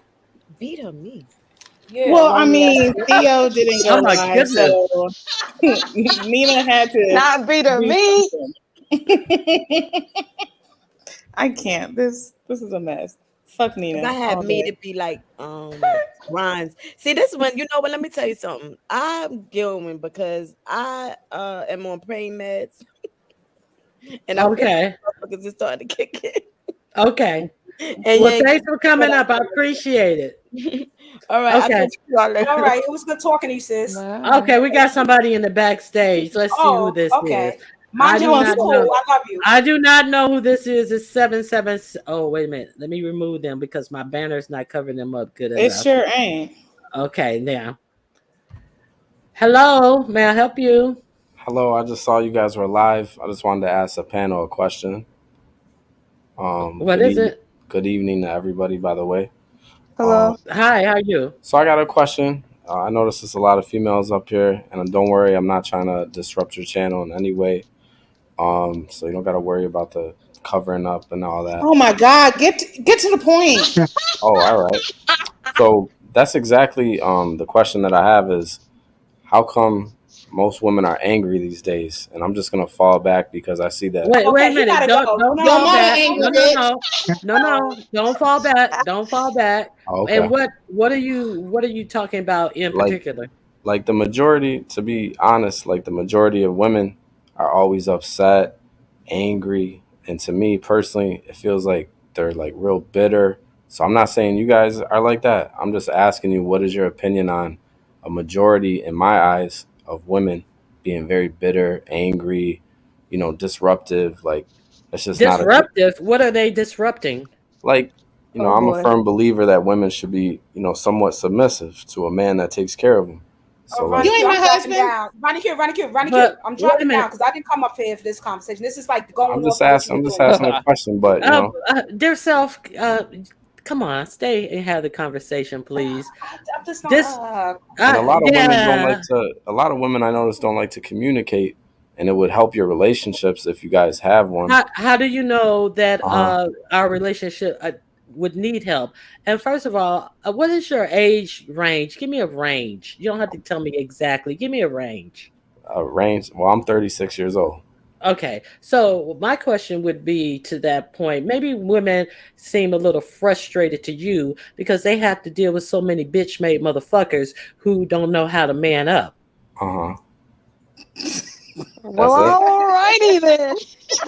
Have a good night. That's my point. That's my point exactly, is you guys can't have not you guys, but I'm just saying women can't have a normal conversation. You guys, because you came on here and you said women, females in general. No, females. In general. In general. So you're saying all females. If you say in general, that means you're saying that is a majority. It encompasses all or most females. Sir, so that's why SDM. You're troll baiting. You're just a majority is what I'm saying. Majority. Okay. So, and it's my opinion that the majority of men nowadays are effeminate and don't know how to encompass what it is to be a real man. So maybe that's why you look at a woman who has a strong identity, a voice, or whatever as being angry. So that could be it, because maybe you were raised by your mother and maybe you don't have a positive, strong role model in your life that you would come up here and make general sweeping statements about most women. So I wasn't raised by my mother. I didn't say that. I said you may have. Right. I'm just answering your, it seems like it was a question or kind of. But you wasn't raised by your mother, so maybe that's why you have a negative outlook on females in the first place. So maybe you need to sit down and talk to a therapist, and then you can go forward. Well, I was raised by both parents, ma'am. Oh, so, okay. Then so what's the problem? So your mother's angry and bitter and all these things that you just said? I'm sorry. What was that? Go ask your mama why she's angry and bitter. Yeah. No, maybe you should start there. Maybe you guys can have a closer conversation than asking strangers. Yeah, I see maybe that, you guys are taking this like aggressive, like this wasn't an aggressive question. It was just it was. It very much was. It came on as an attack. Yeah. That was like pointless, Ronnie. Stop inviting strangers. We don't know that. No. He mad because his hey, you. Little. Get the there you fuck go. on. There you go. That bitch. Ronnie Q always got to make us. Ronnie Q did this on my piano with this guy, this white guy. And he kept talking. I lit him up, and Ronnie Q's engaging him. I'm just looking at this shit, and I'm trying to be nice because I don't want to say hunky cracker. So I said, brother. I'm trying to be nice. Yes, me. You got Krispy Kreme. All right. Yes, me. It's me. You're like, I didn't come here for this, Ronnie Q. We're changing the topic, Ronnie Q. I didn't come here for this. Because I took a whole fucking 2-hour break, Ronnie Q, from my education, man. My education. I want to be like Jay Wilson, but with a job, with a career. I mean, I don't want to have to rely on selling Cuda no more. I'm proud of you. Good job. Thank you. You got to get off the blade sometime. Okay, so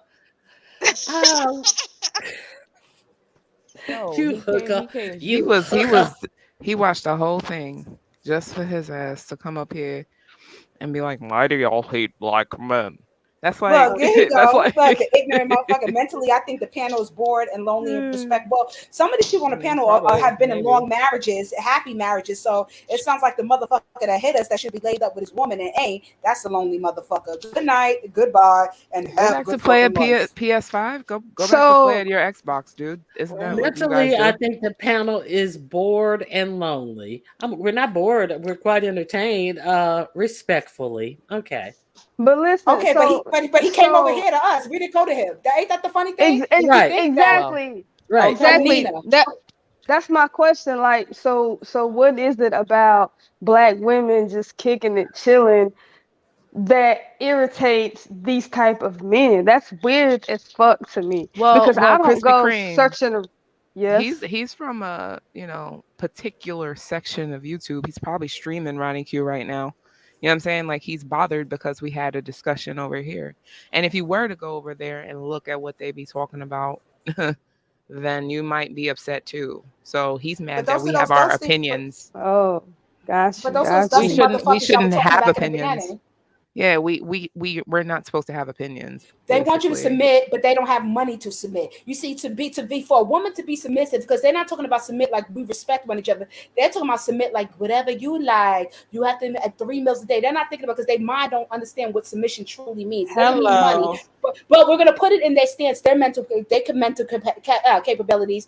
Okay, since you want to think about money, y'all don't have no fucking money. Y'all make no money. Y'all undereducated. Y'all have felonies. So motherfucker, we can't even move you to certain neighborhoods because you don't. If they check your fucking background, motherfucker, we could go, the kids could go, but your criminal ass can't go because you made a whole bunch of bad decisions in fucking life. Got a bunch of loser ass friends that don't want to do nothing with themselves, and if they're not losers and they have great careers, they're losers mentally. So now, can we carry on? All right, ask your fucking fat ass mother and raggedy ass soft father why the fuck women ain't submissive and stuff. Get the fuck out of here. Ain't nobody got time for that. Daddy, why he grabbing his own goddamn ankles, bitch? Get the fuck on. Ain't nobody got time for you.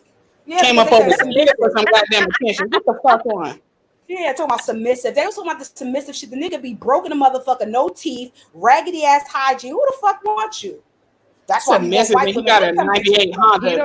He don't want to really come over here and get treated like food for real, because we not the type of women he want to really do battle with, because he will. No, because because the conversation we had earlier, see, if he came on in there, then we would have been too much, or we think we're better. So now we're talking about stuff that we enjoy as girlfriends, and he's coming in girlfriend spaces, and he want to know about women. But why you in women? Can women talk amongst themselves?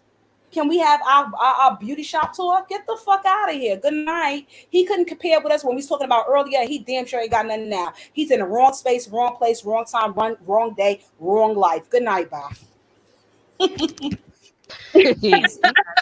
Okay, I have somebody backstage. Let me see who that is. Hold on. Oh, that's put your penis in your pants. Sure. Oh, that was T-Lounge. I said, put your penis in your pants. Hello, Tina. Hey, no. Okay, that's a. Oops, sorry. Yes, me. He lying. He didn't grow up with both his parents. Oh, people who grew up with both their parents don't have that kind of a outlook on Black women. That is a lie from the pit of hell. He don't even sound like he Black. He sound like one of those people, like one of them, like, well, Hispanics that want to play in Black spaces or whatever. He sound like that. That tone. You know them from New York. You know his accents. He sound like one of them Western hype boys. If he's not that, he one of them Black boys that went to Catholic school over there. You know, Cardinal Hayes. No Hayes. I knew he was gonna say Hayes, right? Say Hold on 1 second. Hold on 1 second. We got somebody in the back. Big Woman TV, is that you? Yeah, had to. Hi, Dakaris. What's up, y'all? Had to bring a real man on this panel. Oh, that was so weird. Why did he come up on here trying to troll y'all? Big Woman TV, Big Woman TV. Because Ronnie Q like that shit. That shit can give you. Because Ronnie Q be waiting to curse somebody else, and she let them. She like, hold on, no, be quiet. Because she want them to go in the space and she can stand them up. Okay. She a baker. I've been nice all night and shit, and then here go Ronnie Q. I'm just like, oh, we about to fight. I mean, you tell me. I wanted to go. Speaking of virgin incels, why were you bothering Big Man TV last night? You need to tell him that. I mean, you need to tell him that you're the real deal. Okay, he's just an imitation. I told him he's trying to be like me, but I wonder when he's gonna figure it out.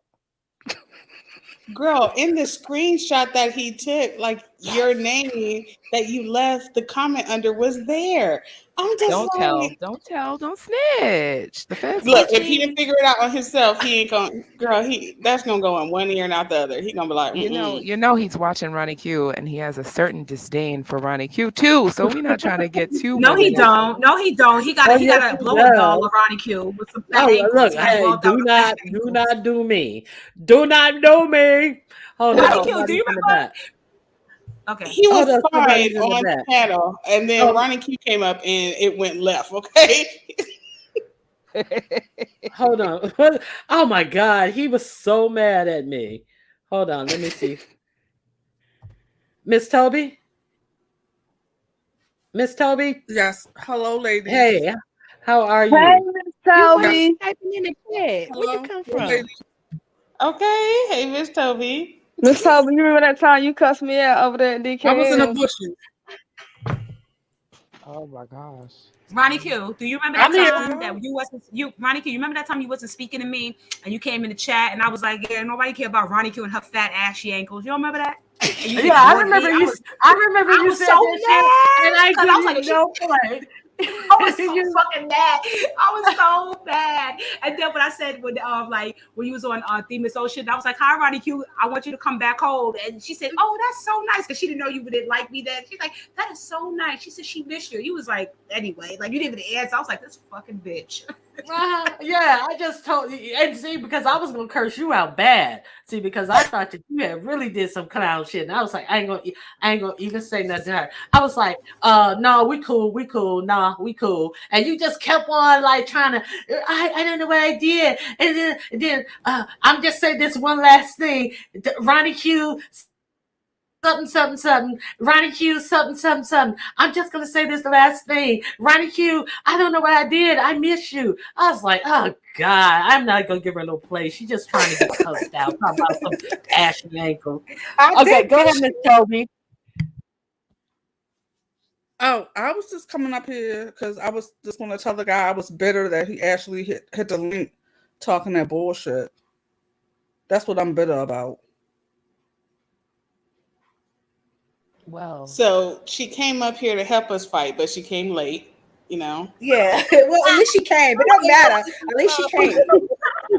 Yeah, you know we swing. Okay, I want to ask a controversial question, Ronnie Q. I'm so surprised. You're supposed to be all in the know. So, what do you think about this? Pizarro totally bowing down now and apologizing and saying that she see the play that Nika and them were trying to do on her. Yes, yes, yes. Wait a minute, what? I missed a lot. Wait a minute. And how do you feel about her being put backstage, even though that's really her own doing? Exactly, because I mean, Did Ronnie Q see all that? Yeah, because if the conversation is about this guy, why shouldn't he be able to hit the panel? What the fuck? Go backstage. You made that rule for yourself, so abide by it. I mean, that's Nika's platform. You can't expect that. The conversation was about ghetto intellect. He wanted to hit the panel. It's like, oh no, because not bitch, go to your own panel. Don't do that. So she's saying she see the play, but here's the thing. I hope Nika stick to her guns with this shit because people like me have unsub from Nika because I don't want to deal with that shit. She's blocking people in the chat. You can't talk. If Nika be having a great panel, I'll be feeling it. And here she comes screaming and cursing and stuff like that at 11 a.m. in the morning. Come on, like you fucking up this lady's shit. This lady worked hard for her platform. Get the fuck out of here. Go with the teeny boppers. Ronnie Q, did you see that live yesterday?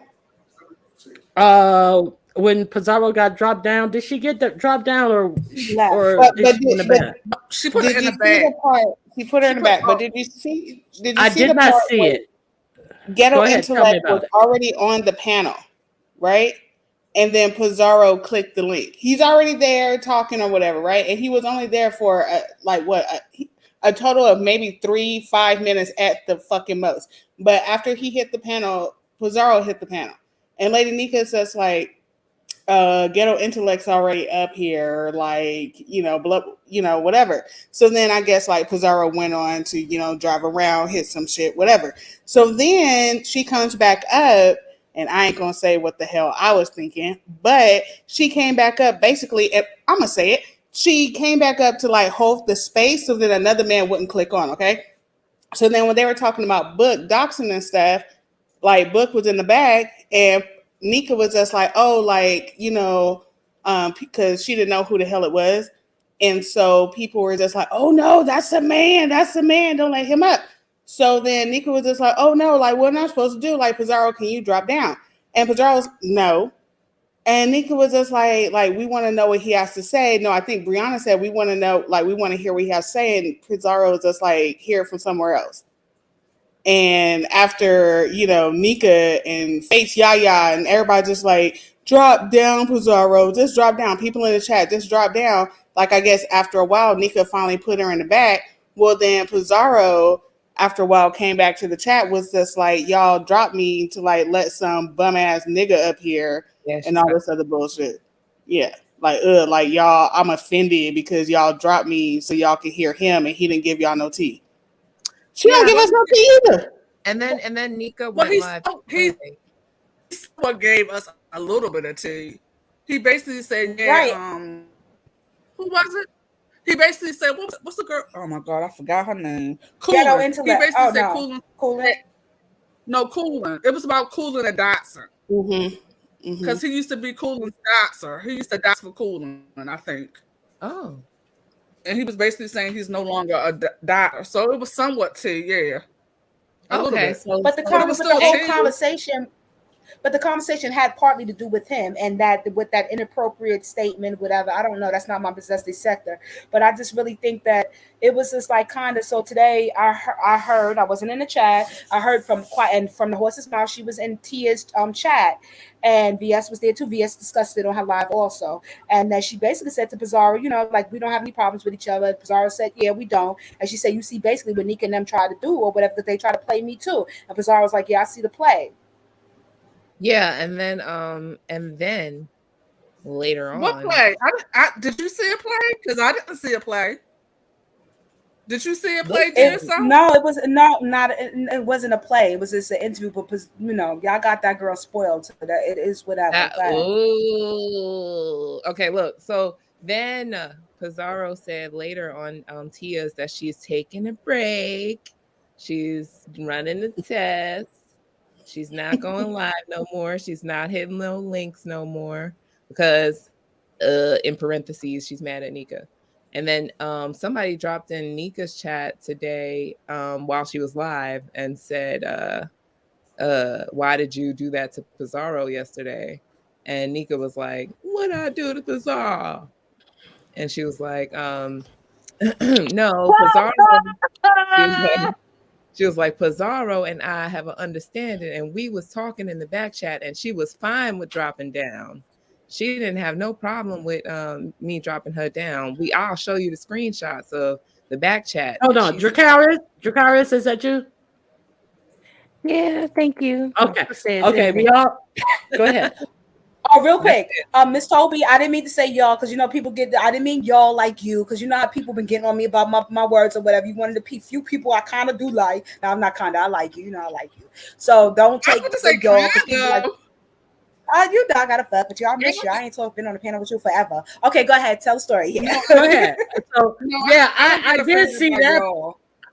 I did see that part where Nika said Pizarro and her were talking in the back chat. That was today, right?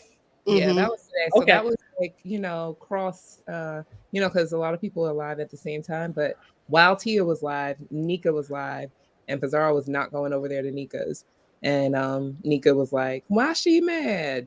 She know we had to understand. Well, she wasn't acknowledging that Pizza was mad. She was just like, she's fine. We know what was going on. She would laugh with me in the back chat. She said, I'm fine. We, whatever. And then Nika went on to have her regular schedule live about whatever she was talking about, like real life stuff or whatever. And then how much she gets back and stuff. Yeah, and then but meanwhile, Pizza was talking about taking a break and not hitting links. But VS was saying, like, you see how they trying to play you? And Pizarro was like, I guess, like, whatever, yeah. Mm-hmm. I don't see a play though. It's no play. She put her in the back. Point blank period. It was no play. I think that she wants to break away anyway. I think that she like everybody outgrew each other. I told Pizza before she's spoiled. I said, girl, you a little spoiled little brat. But I mean, how can you tell other people like, okay, well, I'm up here now? You're not actually engaging with the chat because you're on mute the whole damn time, or you're like doing things that's distracting from the conversation, because she doesn't do that on Jane's panel. She does not, but she will do that type of shit on Lady Nika's and on Brianna's, right? And then it's kind of like, oh, well, I'm going to click the link so like no man can come up here. Like, girl, bye. Like, what? You're going to unmute yourself and then we hear your computer getting water sprayed on it and we don't know what the fuck you're saying. You want to argue and yell with random ass people? Like, well, we trying to figure out what the hell's going on, Like, well, maybe she feels comfortable at Lady Nika's and Breeze because it's basically like she's at home. I'm just saying. But she has her own channel. If they're gonna have a man, you have to understand those are your rules for your channel, right? And they do listen sometimes to saying, hey, okay, no, it's a man or whatever. They do that sometimes, but certain times if that topic was about ghetto intellect, that was his day yesterday. You can't expect them to hold up or whatever. That Nika had like what 1.1 in her chat early in the afternoon. Yo, let her get that. That's hating right there. What we're missing is alliances. Before that became like an out loud thing, it was always an unspoken thing. And that's why these people were always just putting up with what Pizarro does. They were just like, oh, she has the numbers. So, everybody would just be quiet like when she would do that stuff before. But now it's like chess. Now things are moving around. So everybody has to make decisions or like be like, all right, are we going to still like, just play around with this bullshit? Because like when Pizarro was up there, like holding up that spot, like not trying to get off of the StreamYard, Brianna came up there and was like, okay, you got to drop down. Like get down. Yeah. It's like, Brianna, get your bestie. And it's kind of like, this is your channel, just drop her. Like, I don't understand why the whole pleading has to start. No, you know what? No, you good. No, you know what? I just think that right now, I just think that everybody just overstayed their welcome, and everybody's strong in their own platform, and they all share subbies, so it's not a big thing. It don't have to be this one thing. Well, I see the play. It don't have to be no play. Just like, yo, this is just so quietly. We don't got no beef. You know what I mean? And you can have it like that. But everything over here, we gotta fight. If we ain't speaking no more, we gotta have a fight. We don't have to have a fight. This you outgrew each other. That's just it. You still got a strong support system. To answer the question about what the play was, Choreo Lover, because I see you asked that like 12 times.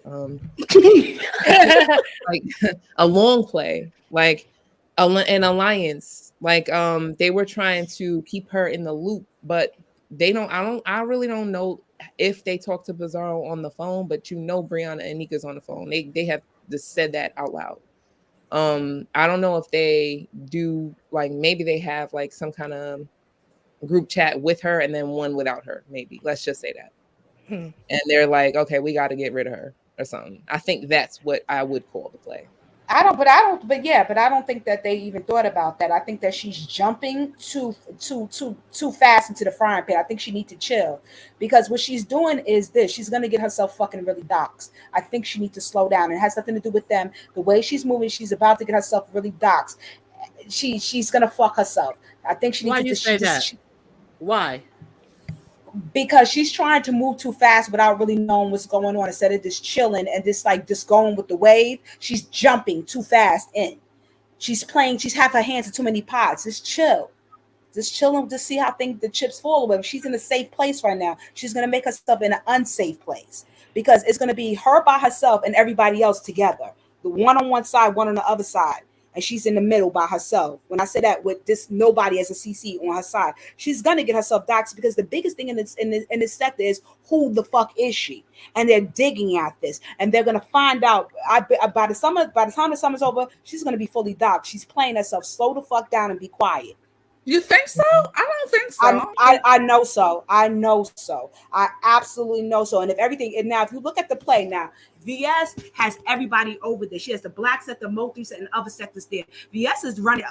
Let me tell you, this woman has been here in less than a month. She has all the sectors around her, right? Pizarro's like, oh, I see the play. I don't got no beef with you. I don't got no beef with you. All right, so now I'm gonna come over to you now, right? Because if I'm mad at them, now she's not gonna come over to her like that. But let's just say, right?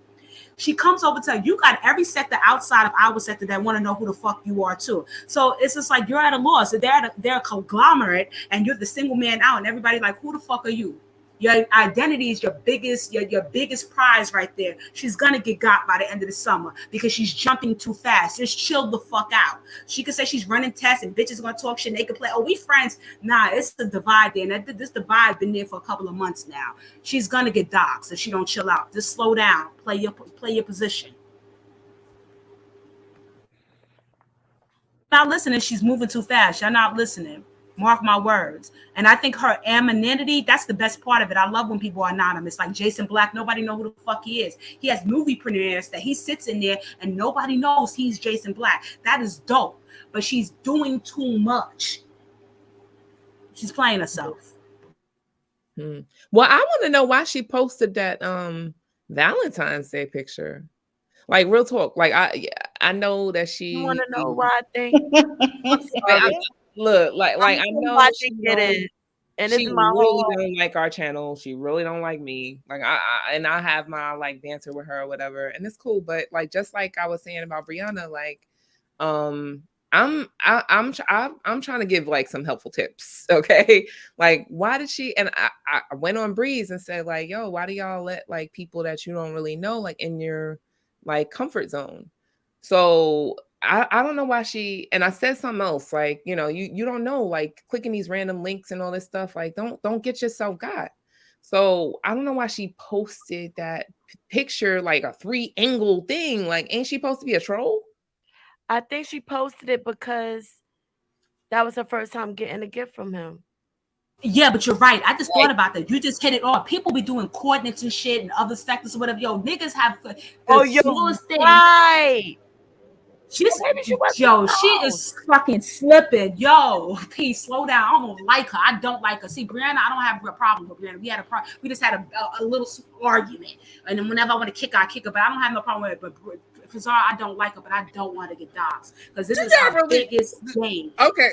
Do y'all really think that was a legit picture? Because I really don't Yes, think it was. Yeah, it was a legit picture. Yup, you like her. Somebody Yes, it said was. that. Somebody said they did a reverse image and it was fake and it was like a Google, but that's not true.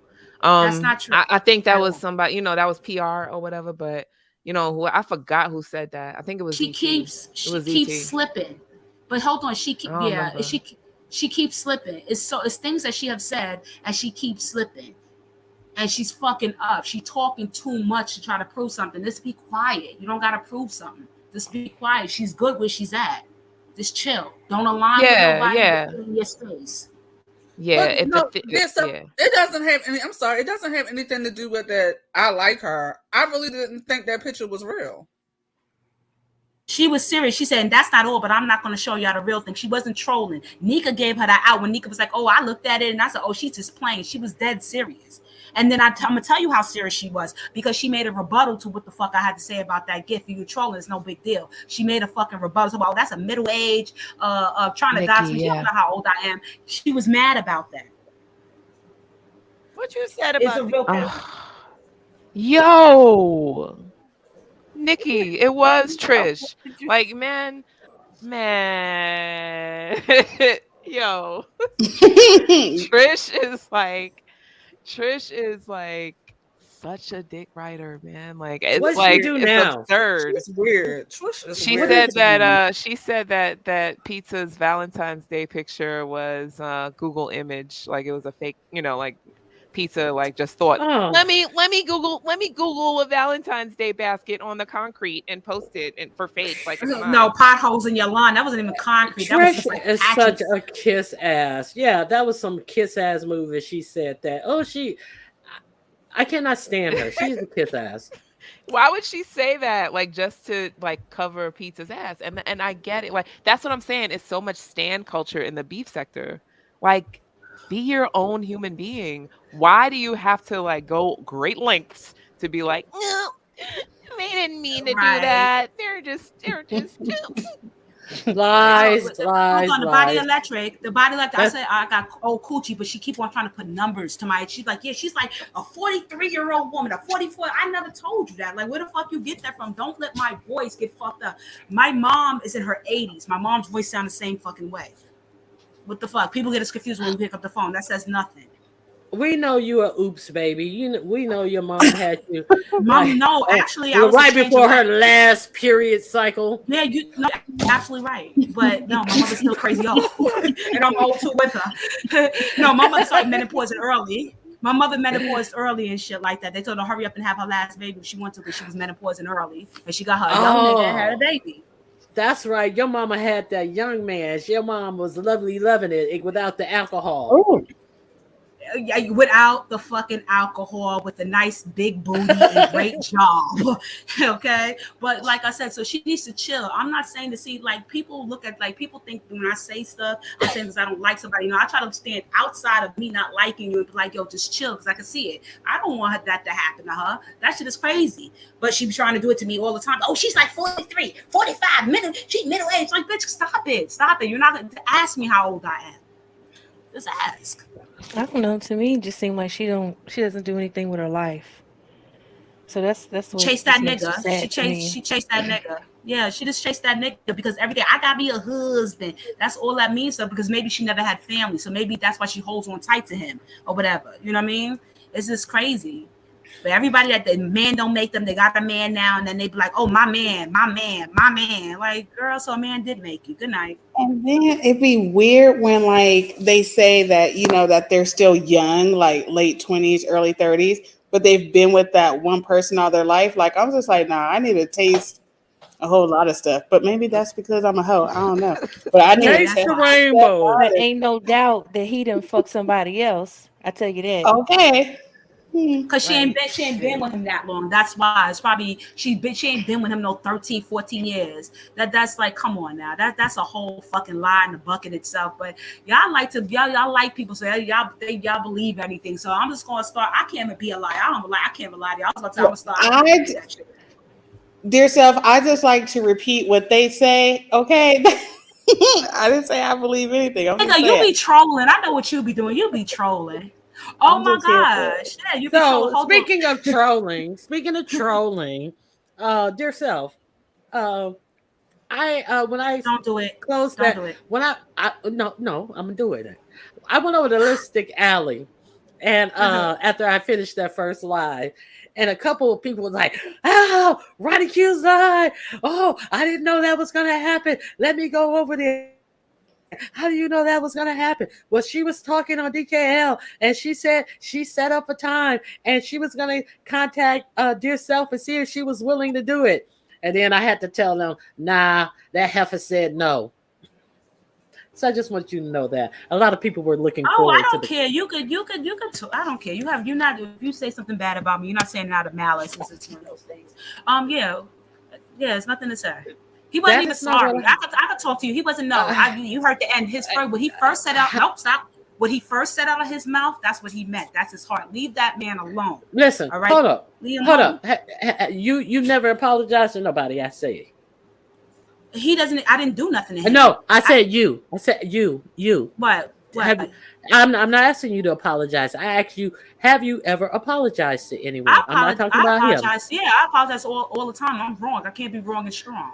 So therefore, how are you already saying he did not make an apology to you? He said he would do it and he would mean it sincerely. No, he didn't, because his first thought when you brought it up, he said, "Oh, please, that bitch is still that was like 2 years ago. Come on." I don't even think about it. You saw the live?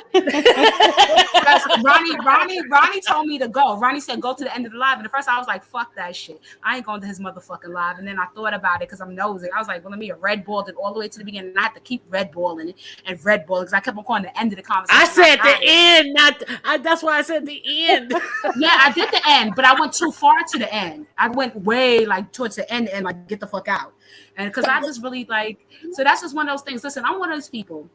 It depends what it is. Like you and I, our spat wasn't to me. You know what I'm saying? It wasn't like I'm gonna curse you out. I can get into stuff with people and it's not gonna be a big deal about it. But what he did was he dovey me. He VS and dovey me. He waited till everybody was there. He knew what he was gonna do the day before, the week before. And he waited, not even say nothing fucked up that day. And he said, "Oh, I'm tired of you." And I was like, "Yo," and he blocked me. So I went to hit his panel. He said, "Bitch, you gotta know, if I fuck you block you from my chat, you block from the fucking stage too. Get the fuck out of here." So I went on my other page, and it wasn't no troll page, it's my music page. And he said, "Oh yeah, you got to make and it's from where I'm from." He said, "Yeah, you got to make a troll page, the fucking super chat me. Get the fuck, I'm blocking that shit too." Fuck that nigga. Fuck that nigga. Hold on. How would he have known that he was going to do that beforehand? Because he felt that way. Hold on. If you say the catalyst was the question that you asked about what he was going to be doing on his how many days before that time? Private state. But it happened. That happened 48 hours beforehand. So okay, that's why I'm asking. Yeah, and I wasn't trying to be funny. That raggedy motherfucker said, right? Listen to this. He said, "I don't do nothing with my memberships. I like to support everybody back then. I don't give a fuck. We're gonna support. You know what I mean? I sub you. I want to support you, whatever you do." The nigga said, "I don't do nothing." So I said to him, because my aunt watching too, and she said, "Yo, I would like a membership." And I said, "Okay, let me ask him, because I spend my money sometimes frivolously. If it's a cause, I'm gonna throw it to that cause or whatever." I said, "I have to stop because I got to start saving my money because I want to buy an apartment. So therefore, I can't be. So I want to know when I spend my money where exactly is going." Because he said he doesn't do anything. So should I wait until he has content and then buy into it or whatever? That's all I was asking. I was repeating basically what that bullheaded bitch said. And he gets mad at me. I didn't say it to be funny. Why would I try to tear down his business when every time he have a stupid jingle and he's selling some fucking nonsense with his non-singing ass a song? I don't even want the song. I said donate it to somebody. Here's the fucking money. Does that even make sense? It doesn't.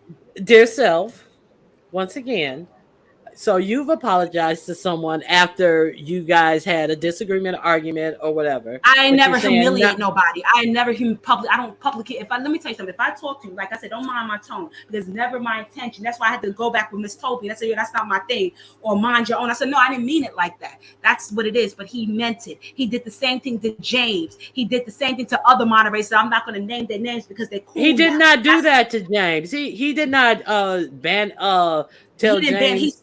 yeah. No, but he said he tried to play him. Let me tell you something. Duchess Kelly Love is a jealous bitch. He invites people on his panel that compliments him, that everybody has fun. We have fun with him. And then he was going to put that I'm the star in that T.S. Madison shit or whatever. Why invite people on your panel if you're going to get an attitude when people are asking where they are? If they're not the content creator, you're right. You're the star. People come to see you, but the added attractions add to your fucking show. Why invite people if you want to be a little fucking jealous, insecure bitch? Nobody got time for Duchess, okay? Duchess is inappropriate. And then 2 weeks ago, he had the audacity. I don't play with men like that, calling me no whore. First of all, I'm not having sex with nobody. I'm not charging nobody for no sex. So why would you call me a whore? I told you what my panties look like. Just like come on, no. That's your friend. And Ronnie Q, I'm going to say this is the last time I'm going to disrespect him in front of you because I don't want me saying something nasty about him and him getting mad at you. What about me? What about me? Because you're his real. No, because you're his real friend. And so is Miss Toby. So is Miss Toby. But she does not have a channel. So that's what I'm saying. Okay. She doesn't have a channel. Okay. Okay. I don't want so I don't want to make a disruption. No, I'm saying this. This listen to me. From today on, if he don't, you know what I mean, he don't say nothing to me, he doesn't, right? But every time I see him, I smack that bitch, right? That's how I feel. I have that right. But what I'm saying is this, from now on, because I don't want to make it a rift, because I heard that his like, don't be calling, wake me up for no dumb shit. I really felt bad the other day because I'm like, yo, that's something he said to his friend. Like, why are you calling me about that? I'm with my husband right now. I don't want to make a rift in your friendship about anything because I know the type of bitch he is. He get mad over small things, even though it's not somebody's fault. So from this day on, after this live, I will not say nothing bad about him when you're around. I promise I won't, because that's the last thing I want to do, affect your real life friendship. I'm not going to do that. I'm not that type of person. So you say he called you a hoe? Called me a whore. Oh, okay. So did you say this? No, because I'm not playing with him like that. We're not friends. He's on my shit list, and even if we were cool, you don't call me that. Come on. That's like me calling him an ag game and we're supposed to be cool. Fuck that nigga. But I want some of Ken's chili with them 9 fingers. I know that shit tastes good. All right. Now we're going to keep it on. You got to let me get more on YouTube shit. Now, dear self, we're going to keep it on YouTube shit. Now what are you talking about? That is YouTube. He put it on YouTube. How do you think I saw it? He put that man cook his ass off. I got the wrong neighbors. Shit. I wish I lived next door. I'd be over there. He wouldn't feed your greedy ass, and you won't even talk to him. He'll throw Charlie Dog Bowl out there for your ass, your old mean ass. I would be friends with him and Charlie Theodore, and I would just look at Duchess like he was the hell. Dear self. You ain't shit, dear self. But okay, so I tried. It was my whole point. I tried to put that together, but it didn't somehow work out. So we're gonna move on.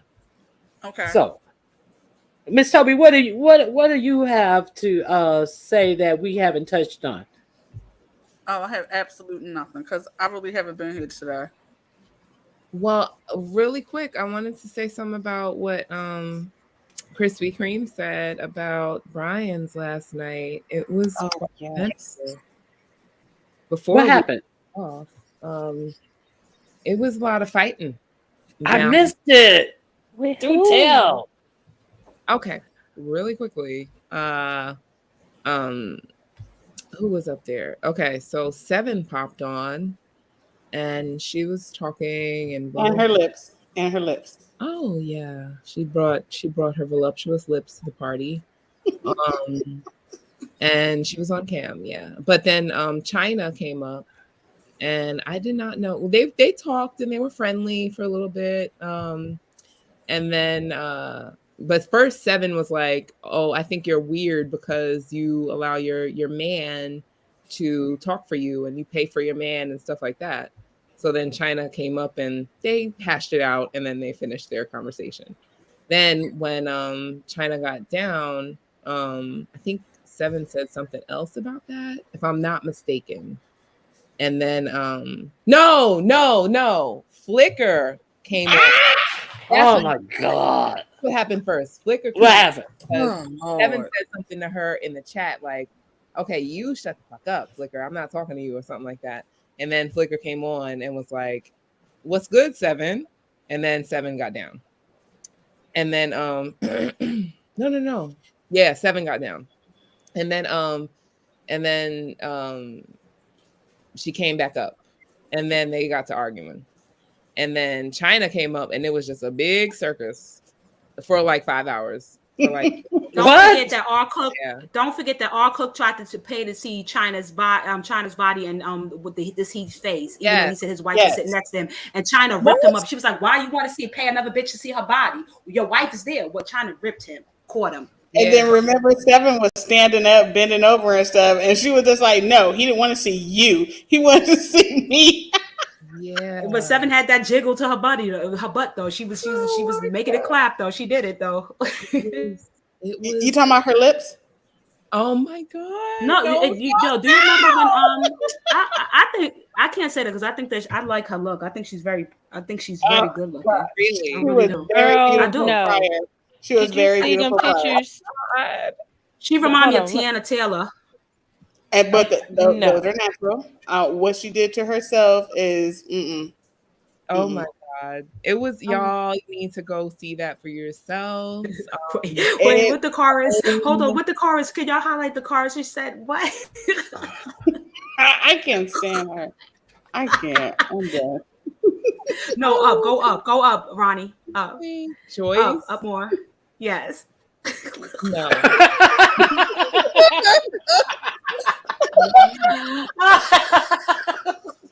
Oh, she does.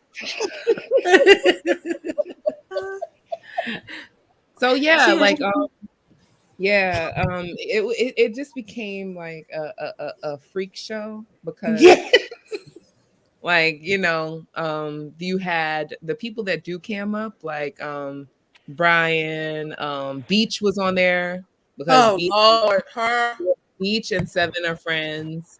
And you had Flicker just hollering at everybody. She was cussing out. And then Chat Rep was up there. So, because I came in like in the middle of the night because I had to go to the little girls' room. But when I came, Flicker was fussing with Grish for like maybe a half an hour. Miss Toby. Wait a minute. Grish, yeah, it was a good fight. What? Flicker, did you? somebody wrote in the chat that Grish had a camera slip on. That did not happen. I didn't see that. that. They said on Breeze Live. Breeze Live last night. That's the first time of me even hearing that. On Bree? Yeah, that's what somebody wrote in the chat. She went live last night? That's what the comment said. I was going to ask it so nobody knows anything about that. I did not see that. BL, did you see that? Is BL is not Nikki? Yeah. I did not. But yeah, go ahead. Y'all tell me talking about but this is what Seven looks like now. You know what? Did y'all see that video of her and that guy and she's just grinning? Her face looks all pumped up. Official. Like, official. That's why you changed. That's how she looked.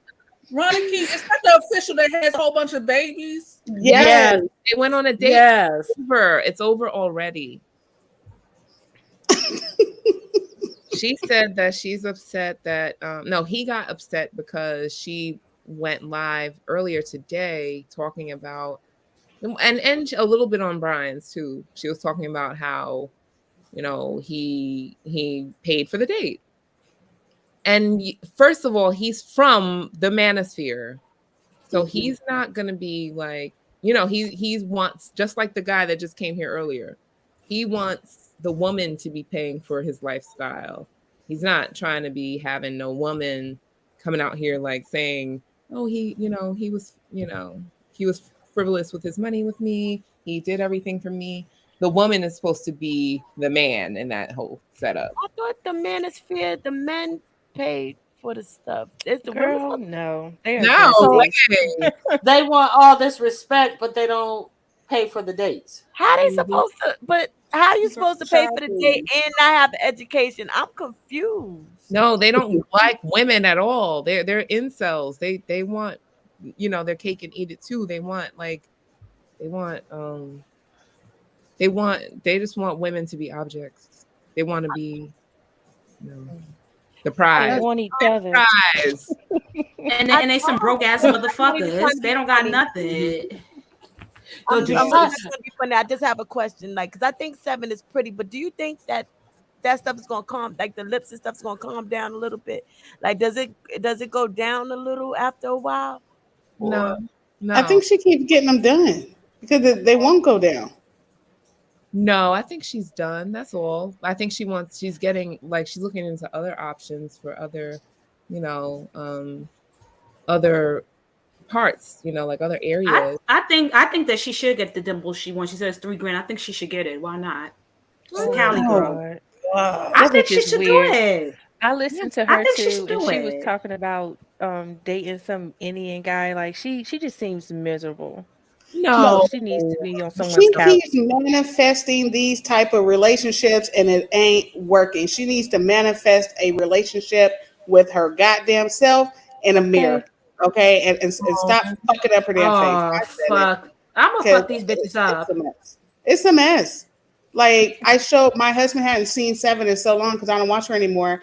And when I was watching Brian, I was like, "Oh look," and he was like, "That's 7." I was like, "There she go, there she go." He was like, "God damn," because I would come home sometime and he'd be looking at 7. Okay, 7 used to be cute. Who wanna go on Juicy Casey with me? I want to go. I want to go. No, you really want to go too? I want to go undercover. Hit your They gotta be a work limit on that damn ship. I ain't being up on there with that hairy ass Vivian. No, but hold on. They don't have to know it's us. They don't have to know. You can just book the cruise. It's not like you have to register and pay extra money to give Vivian's handcrafted gift basket. No, I'm gonna email. They're gonna know. No, they gonna know it's me because I'm gonna go to because y'all don't have a picture. Yeah, y'all don't have to go incognito. No, they gonna know. I just gotta make sure. I just gotta make sure I don't talk because they're like, "Oh, there's that ignorant bitch right there." They're gonna do so. I'm gonna get a razor and be attacking Viv and get kicked off the ship and shit. Like, no, I can't do that. Well, Jay Wilson is live right now saying he's getting security for. You better get security because somebody gonna be Natalie Woods over that. Oh my gosh! No, he's not saying Natalie Woods. Really? Here he go with this security again. What if he would shut his mouth? He wouldn't need security. If he ran his mouth off on dudes instead of always talking to crazy people crazy, he would need security. Did somebody get security to prevent him from driving all those people around Tracy House? Now he wants security. Well, he's such a little bitch. Oh my god! I wanted to go to Dobication too. So he doesn't need security. Uncle Viv could be his security, right? Exactly. Viv is looking for dick right now. Viv said she was a hoe. She like dick. That ass is I don't give a fuck what none of y'all say. I don't think Viv like dick. Okay, I think yes, Viv she like do. No, Beach already told you. Beach already told you that Viv used to have trains ran on her and shit. Viv is the dick. Okay. Everybody be confiding in Beach about their multiple partners at one time. That sounds just as realistic as all those wild tales that Paulette was telling you about her adventurous sex life, but couldn't I believe be descriptive about anything. That's what my god! Whatever he wanted, whatever he wanted. I didn't do nothing. I just I'm leaving. No, I'm leaving. He would do stuff. I didn't touch it. I just sat there and watched. Yeah, girl, I'm wild. I was like, I couldn't believe that live. I was like, wow, what a bunch of sluts. What the hell? I had to leave. I was like, I am really done. I I left. I left and I came back and I was like, oh, this bitch is still on. They were still on it. I was like, oh. That is nothing Miss Paulette could say about sex that it would interest me in the least. Oh my god! I mean, how can you tell me how you used to prop your pussy up on a wagon wheel, you old bitch, and get dick down? Get the fuck out of here! Okay, I'm gonna talking about what stage coach Ronnie Q. Ronnie Q. Can you put me in the back? Can you put me in the back while you talk about Miss Paulette, please? Y'all like Miss Paulette too. Yeah, like you're not gonna do Miss Paulette like that. I believe it. But I was uncomfortable too with that conversation because she was talking about, dildos, fake dicks and shit. I couldn't take it. But why? When you get her age, you then But you when gonna I have get to sex age, I'm still. not going to go on Beyonce's internet telling people I fake this. Late Okay. at night and stuff. You Like, think everybody's asleep? I'm trying to sleep, but I'm thinking about all the stuff Miss Paulette done did. I'm like, Oh, and what about now watch this old hoe gonna say I'm lying. What about the story she told about her daughter doing a porn flick and her son watched it? I'm like, bitch, are you serious? You said that your daughter watched your son watched your daughter's porn flick, and then her cousin had to tell her that it was out amongst the family. Like, bitch, you done said too much when you said your son watched his sister's porn flick. It wasn't the son; it was the grandson found it. His mother's thing. That's what she was saying. The son, Whatever. You son. said no. She said that they watched it. Did she not say that they watched it? No, you're not listening. To see this is beef sector twisting of stuff. All right, because I listened to it like 3 times. Right, I wrote. She said that the grandson. She was saying the son. She was meaning her daughter son found it. She was being fucking responsible by leaving the shit around and not putting it up in a safe place. So her son saw it, and then the cousin, everybody else saw it because of that. That's what she was saying. So it wasn't the brother, it was the son. Like your kid finding you, Ronnie Q, finger popping and stuff. She lives in West Virginia. So she lives in West Virginia where everybody just watched the relative get down on her little private sex tape. Is that what we're saying? Y'all still didn't answer my question. Who's Is going that what we're saying? to Juicycation? No, Ronnie no. Q, come to Juicycation. Okay. So is that what we're saying? That the whole family is from West Virginia and they sit around and watch this type of stuff happen, and then a dumb mama come on here and tell everybody on the whole internet that it happened. Is that what we're saying, dear so? Yes. Yes. There's a lot going on.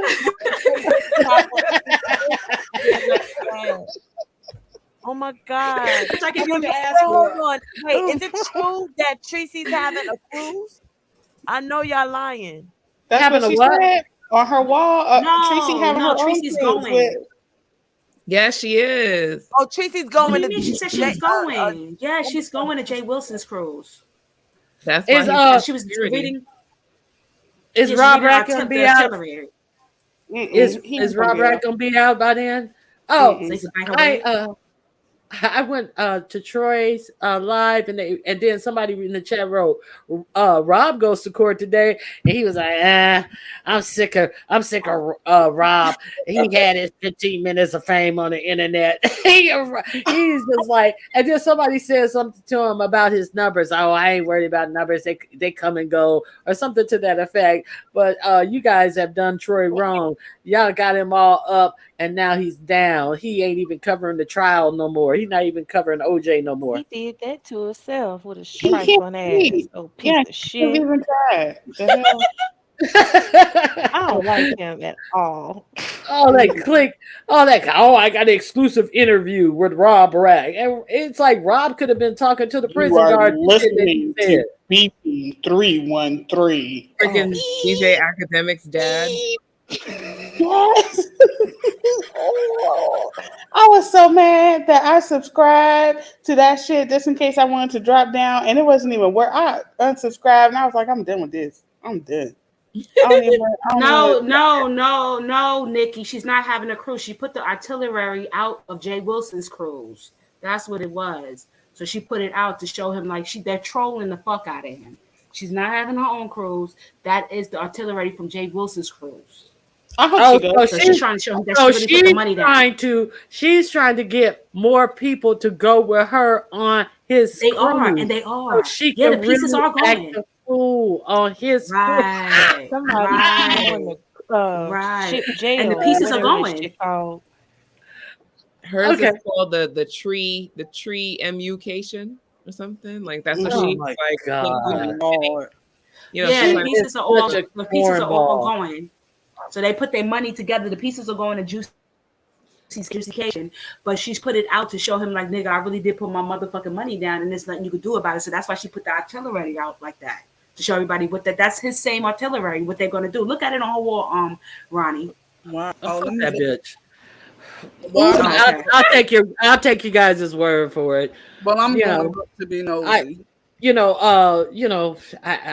I can't fault her. Wait, He deserves everything he gets. What do you think about weirdness? Excuse me, Lady Snoop pretending that she's Mark now and like with that saying that she's going to Juicycation? Mark or Mark? Mark. Yeah. Mark. Like calling herself Mark. I don't know what that's about, but she said that they've been hiding her and she's actually Mark. So yeah. I don't get it. I don't either. I just needed to think I wasn't by myself. Okay, but yeah, they're leaving out of two different ports. You're saying that's two different ports. I listened to Tracy, and she says she's going to Juicycation as in she put her deposit down. So typical Tracy, she's an airhead and got the whole wrong boat and everything. And Miss Cruiser did a whole thing about which exact boat it was, and I know airhead Tracy with her old tie-dye car gonna be driving to what is it, Port Canaveral or wherever. Yeah, she got it wrong. So you just brought something to my attention. Yeah, that bitch gonna be on a launching pad waiting to go on the cruise and shit. Oh wow! So and Nikki, so Nikki, because I follow a couple of the pieces and they're going on Juicycation. So that means she booked the wrong fucking. Oh my gosh, she's a dummy. How come they don't just their own cruise? How come it's called the Tree Immucation? How come she just won't call it the Tree Mutcation? Oh Lord.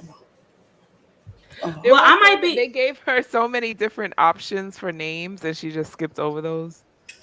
Like, no, because I'm reading what everybody's saying, right? And y'all right, it is leaving from two different places. Y'all totally right. But I follow like a lot of pieces, and they're saying they're going to Juicycation. So it's either one or two things. Y'all right that she changed her mind at the last minute and said they're going to do their own thing to cut Jay Wilson out of his shit, or two, they just booked the wrong thing. And I'm hoping it's the latter, what y'all saying, that she really did book her own, like y'all saying, and she didn't make a mistake, because it's quite possible Tracy might have booked the whole thing, because I'm hearing the pieces as of today, they're going to Juicycation. Oh, please don't tell me. Well, if they're following Tracy and their pieces, what about the apple in the tree? Y'all might be right. Yeah, don't mind going to jail. Okay, well, I'm just going to say this, that I'm going to go with y'all that she made her own cruise, because as of earlier today, I heard they were still going there. So, and I saw the itinerary, but now y'all putting it to my attention. It is two different ports. Lord. You know what? If she's having her own vacation, cruise, whatever it is, and she gets people to actually go after they done sat there and watched how she gets down on vacation, I'm really gonna be done. I got to do it. It has to be a day when not to say enough is enough. I'm excited. Yes, I don't. Not Miss Cruiser. Yeah, Miss Cruiser, and wasn't Miss Cruiser just beefing with Juicy? Was she? She's going. They always fight. They always fight though. I don't know why I took her. They always fight, him and Miss Cruiser. You know, Miss Cruiser is used to those church queens, getting those church queens in check, because she's a church woman, so she know how to handle Juicy J. Yeah, she do. They got their own special relationship going on. So Jay Wilson. Well, you're right, LaVon. That would be a great turn of events. But I wanna go on. I would go. They wouldn't know who the fuck I was. Yeah, I would know who I was, because I would look like Raputia in a fucking bathing suit. Y'all like, where's your bottom on? I do got my bottom on. Lift up my stomach. Yeah. Who's tapping a penis against the phone? You'll be looking like Rasputia, and she'll be looking like Rasputia. It's like, can you imagine Tracy in a bathing suit? Oh my God, that is gonna be a sight for sore eyes. A motherfucking keg ass body, them string bean legs, and them titties up underneath her arms. That is just gonna be too much to handle. When is this cruise? November? No. September. September. Same damn thing. In the off season, shit. Lord be a cat 5. Lord be a cat 5. I'm rooting for Tracy right now. I'm rooting for her. I really am, because Jay Wilson is just a sucker, but she played that stuff because once somebody do something. Why you did that, Ronnie? I didn't do anything. I didn't do anything. Yes, you did. You muted me, Ronnie. Why you No, muted I me? did I sound not. like I did not mute you. In my this Heat's voice. Why you muting me? Why you muting me? Why you muting me? You should. Can you imagine a hurricane coming up while Tracy's standing on the deck and her wig fly over into the ocean? Do you think she'll jump in behind it out of shame, or would she stand there in front of the pieces and threaten to kick their ass if they tell anyone? Fuck you, Ronnie Q. I have my edges. Remember she didn't say fuck you, Ronnie Q, but remember she took the jail picture. She's like, you see, as you can see, I have my edges. I have edges, bitches. Child, that's gonna be a mess. I'm here for it too. I'm like, do you think she took her wig off in front of Rob? Oh no. That's why I was looking all ratty and stuff on day 2. That's why, because he asked, don't she have another wig? Did she bring another one, right? Oh, I'm gonna go wig shopping. Oh, we're going out today and we're going wig shopping. As he sat there and got drunker and drunker and drunker, and they went nowhere. I don't even think she has a second wig, to be honest. Yes, she did. She had the crimp one with the baby hairs. I thought she was gonna bring that one with her too. I think she leased the baby hairs out to Kimmy to stick on the side of her head so she would have those motherfucking waves. No, Kimmy said, I don't care. No, stop. Kimmy's hair was laid. Kimmy's hair was laid. The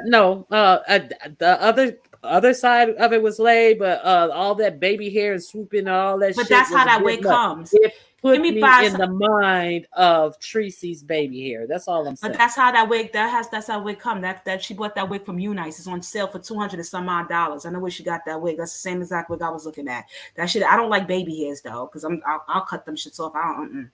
But that's Did too she much. put it on sideways or something? No, that was on sideways or something. No, that's the way the wig comes. 2 different styles. The wig comes either you can have it in it's a frontal or that side. It comes 2 different styles. So she bought it with the side part.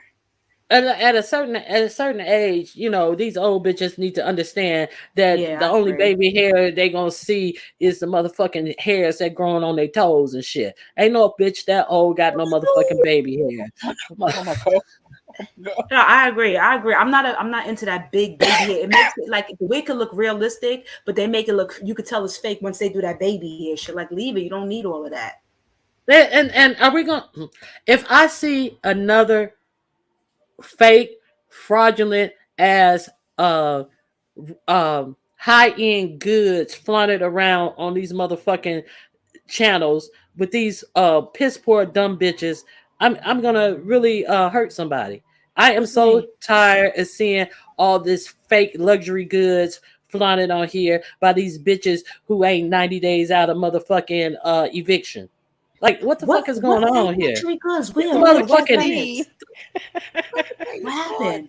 No, what happened? Who are you referring to? Who are you talking about? You didn't see them fraudulent ass Chanel earrings that she kept on swinging her hair so you could see, and I was like, Kimmy. I was like, are you serious?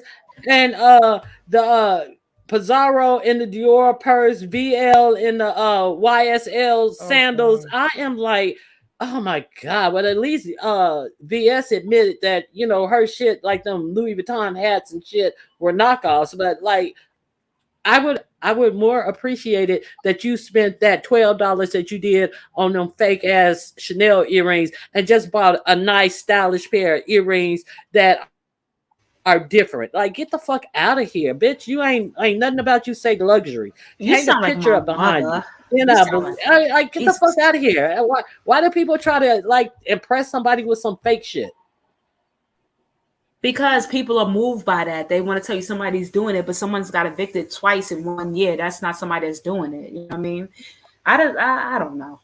That motherfucking hair was sticking to them goddamn earrings because the motherfucking clear fingernail polish hadn't dried on them, so they wouldn't turn on the motherfucking head. Oh, that's old school, Ronnie. Damn. Oh my gosh. I ain't hear that shit since I was like in 7th grade. That was the 90s. Oh, I feel good inside. Exactly, because I haven't had to do that shit since I was about in the 6th or 7th grade. Like, get the fuck out of here. Just put on some motherfucking earrings, bitch. We know you ain't it. Like, we know you ain't it. Oh Lord, motherfucker! We saw that motherfucking fixtures in that bathroom. I'm not a lesbian. Why do everybody think I'm a lesbian? Who said that you were a lesbian? Ronnie, could get the fucking calm it down. Wait. Ronnie, could you get the fucking? No, that's okay. No, that's okay. Everybody, fuck you. Yourself, I get it. I swear to God, you get it. The night. No, dear self is so. Yeah, like the other day after ZX left the panel, he goes to complain about King Me, and he was like, "Yeah, we had a good conversation," and he was like, "It was an angry lesbian there, and it was another sister there. I can't remember her name, but she was gay too, but she was respectful." And I said, "Oh my gosh, he sure did. He sure did." Lord. No, dear self. That's not nice. Oh my God! So he outed you out there, Soph. He outed you. No, out. I'm like, damn, but okay. Everybody, even in my real life, when I was the bartender, whatever, the DJs used to tell niggas like not to sit in my section and stuff like that because I'm gonna go home with my lady. And like everybody thought I was getting to the point that I had all the lesbians in my section. They tipped better. I was like, I don't give a fuck. What you want? Have y'all like everybody thinks I'm gay? I don't know why. Have we seen who? I know who that is. Yeah, around. That was my first time seeing them. Me too. I think that's that. Nope. No, it's not. No, it's not. See, damn, I wish I was cool with Brianna stuff. I think it's the light-skinned chick from New York that hit Brianna's shit twice or whatever. She turned on her camera. She's light-skinned. She's good-looking. And she was at work and she was like, yo, she was outside smoking a cigarette. She's slim. I'm very much sure that's who it is. Oh, okay. Maybe we could set up with this heat. They're two boys. That don't work. Oh, that's like Duchess and Jay Wilson getting together. That this doesn't go. Jay Wilson's a top. Oh, last night he said, and I quote, Jay Wilson don't do pain. Get into it. He don't do pain, so he's a top. Well, maybe he's a liar. He could have said that, and which means that he shot for men who has penis size comparable to his own, and therefore no pain would be involved. First of all, it's no pain when you've been getting fucked your whole life up your ass. Come on. Oh wow! Bring the lube. So the lubricant is oh my god! Takes away the Jay pain. Wilson. Jay Wilson's such a liar. He is such a fucking liar, and people believe that shit. Well, we got our first real crackhead of the sector, Jay Wilson, because that nigga strung out on them pills. That he's on drugs. He got mood swings and everything. He's typical addict. That's why he be dragging MU so much. He trying to compete for her spot. Hell yeah, he saw the attention she got. He's like, shit, let me make me a fake hospital rehab man and let me get the coin. How do you I can't. What can I ask y'all a question? The other night, what made ZT drag Brianna like that? It was really a horrible read, all jokes aside. Because she cursed him out and threw him off out of her chat and blocked him. Oh, that's what happened. Okay, because I was like, God damn, like, why is he getting on her? I was listening to him earlier. He was getting on my damn nerves. Where on his own channel? Nah, he was on VS's. He was like, can you hear me?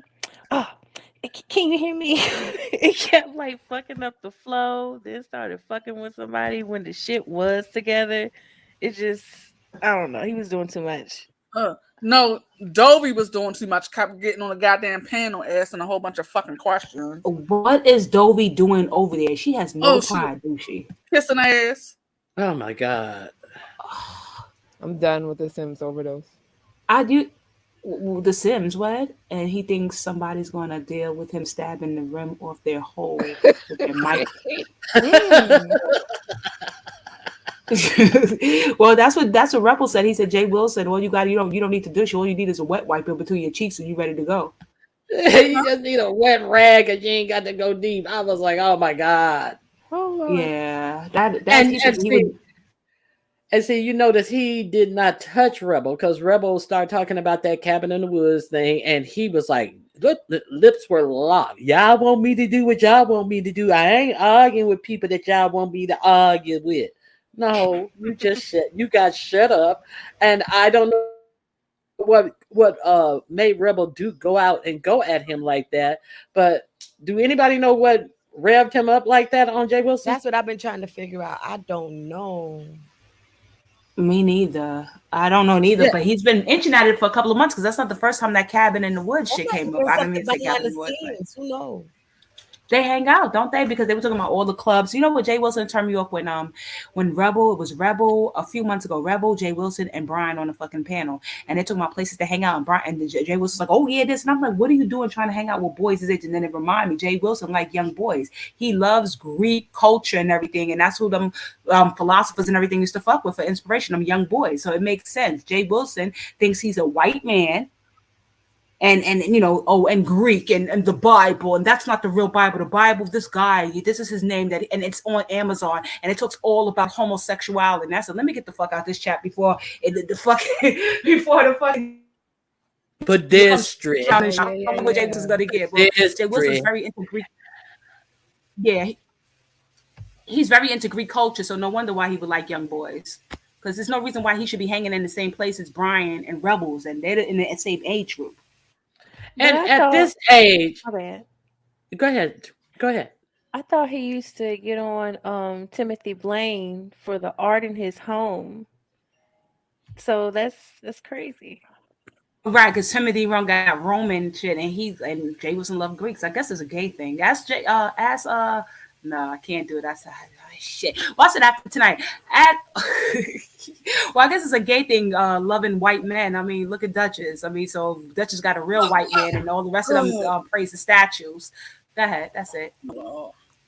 Yeah, and then Duchess went and got a dog, and Jay Wilson went and got a dog. So maybe Duchess is his idol. Ben had a dog. Yeah, and Tim Ben had a dog, and he really saw the benefits. But Ken seems like he's a brother, dear self. He's not though. I'm tired of you guys with these black cards. We're not giving them out, okay? So that's it. But Ken seems like he's a cool guy though. He seems like he's a cool guy. I heard him. I mean, I haven't heard him or whatever, but he cooks good meals or whatever. I'm trying to give me a fucking plate. You're not gonna fuck this up for me. Oh, Kiki? Oh, you are not gonna eat that plate. Your plate. Your plate is gonna have blue rice pellets in it, and they call that rat poison. If you get a plate out of Duchess Kelly Love's house to yourself at this point, no, y'all gonna give me a plate. I'm gonna get Brady. You gonna get me, Miss Toby? Y'all gonna get me a motherfucking plate. I eat dark meat, so y'all ain't got to. Can I say something? No, hold on, Nurse Marie, shut the fuck up, please. Get the fuck out of here. We be chilling and stuff, and there wants to be somebody that jump in here with some dumb shit coming into a joke or whatever. Get the fuck out of here. Y'all some dumb bitches up in here.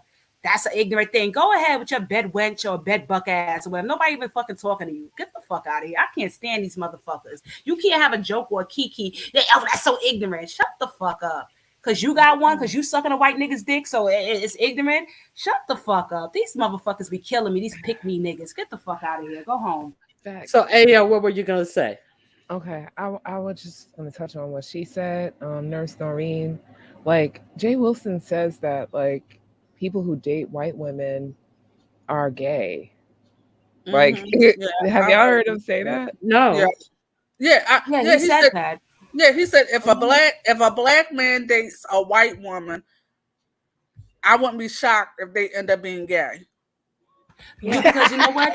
No. But listen to this. As funny as it sounds, right? That's what he said. But listen, I'm gonna stop this. But I'll tell you where you get this from. It was a study a while ago, right? And I forgot what it was. It wasn't no big study. It was like a little test, and they said that they noticed that black men that were more prone to dating interracially with white women, they were more so gay. And they said, well, why would you say that? They said, because quote unquote, you know, that stupid shit, that myth that white women are willing to do anything. So that means that black men are willing to go as far as a white woman would take them, even sleeping with a man.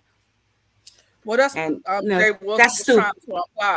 Yes, exactly. He was basically saying, because he said because white women, you know how he is, because you know how they are. They would do anything. So all right, they're gonna turn him out. Yeah, I wouldn't be shocked if they end up sleeping with a man. So don't be shocked, y'all. I'm like, shut the fuck up. Isn't he attracted to Heidi and shit? Well, Heidi's with a white man, and Heidi bleaches her skin, and she got black lips with that Michael Jackson funny beige color, not so brown skin. I don't know what the fuck color Heidi is. I don't even think they have a complexion in a fucking color palette for makeup. Heidi is ugly. I think Heidi's ugly. I really do. She got this flat face, these black blue lips. I really think Heidi's ugly, and I don't call anybody ugly. And her boyfriend is ugly too. Tell us how. Oh yeah, he is really ugly. And yeah, he's ugly. He looked like he's one of them. He looked like he one of them, like them niggas from the Soviet Union that got bad teeth and shit like that. He don't look like he got good teeth. Does she still have a Hummer? Does she still have a Hummer? Yeah, still got that old ass Hummer. Her dude like a bag of old nickels or a bag of old pennies or something. He seems like he's one of those monthly or bi-weekly bathers and things like that, who is like so enamored with himself that he doesn't feel like he needs to bathe or anything like that. He looks stinky. He looks sticky and stinky and greasy. And what does she look like? She look like she don't wash either. Heidi's is a bum bitch. And she's like, oh, when I was in the strip club, I'm like, Heidi, what strip club you worked in Atlanta again? Well, when I was working in the strip club, like, Heidi, who paid you, Heidi? She got them hard 1992 fucking demo titties when they first was making implants and shit like that. Like, nobody even gets their titties like that. And every 10 years, you have to get them reset and redone. It's been about 25 years since Heidi had them on her fucking neck. Them shit still ain't dropped. That shit is horrible. Oh my God.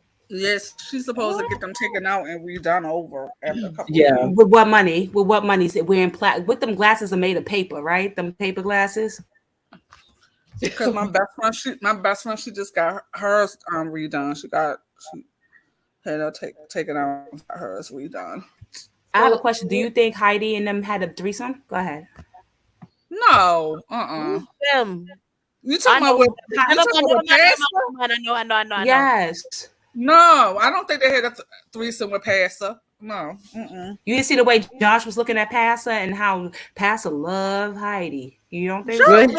Now, did so when I saw it, he wasn't looking at Pastor like that. He was smiling. They looked like they were. Yeah, he was smiling. Wait a minute. Miss Toby. Yeah. Really? You didn't see when he was giving him the drinks and stuff like that? He was like, you didn't see what I saw. I ain't see that. But he does. But Pastor does love some Heidi only because she's light skinned though. That's why. That's why. She's weird color. That's not even a light skin. She's weird color. Yeah, but he is color struck. That's why I was surprised when he did like cursed out V. Lenore and stuff like that. I'm like, yo, he loves light skinned people. I mean, he calls himself Florida Red. I don't know where he doesn't like fire. But he doesn't like people who he's intellectually insecure about, though.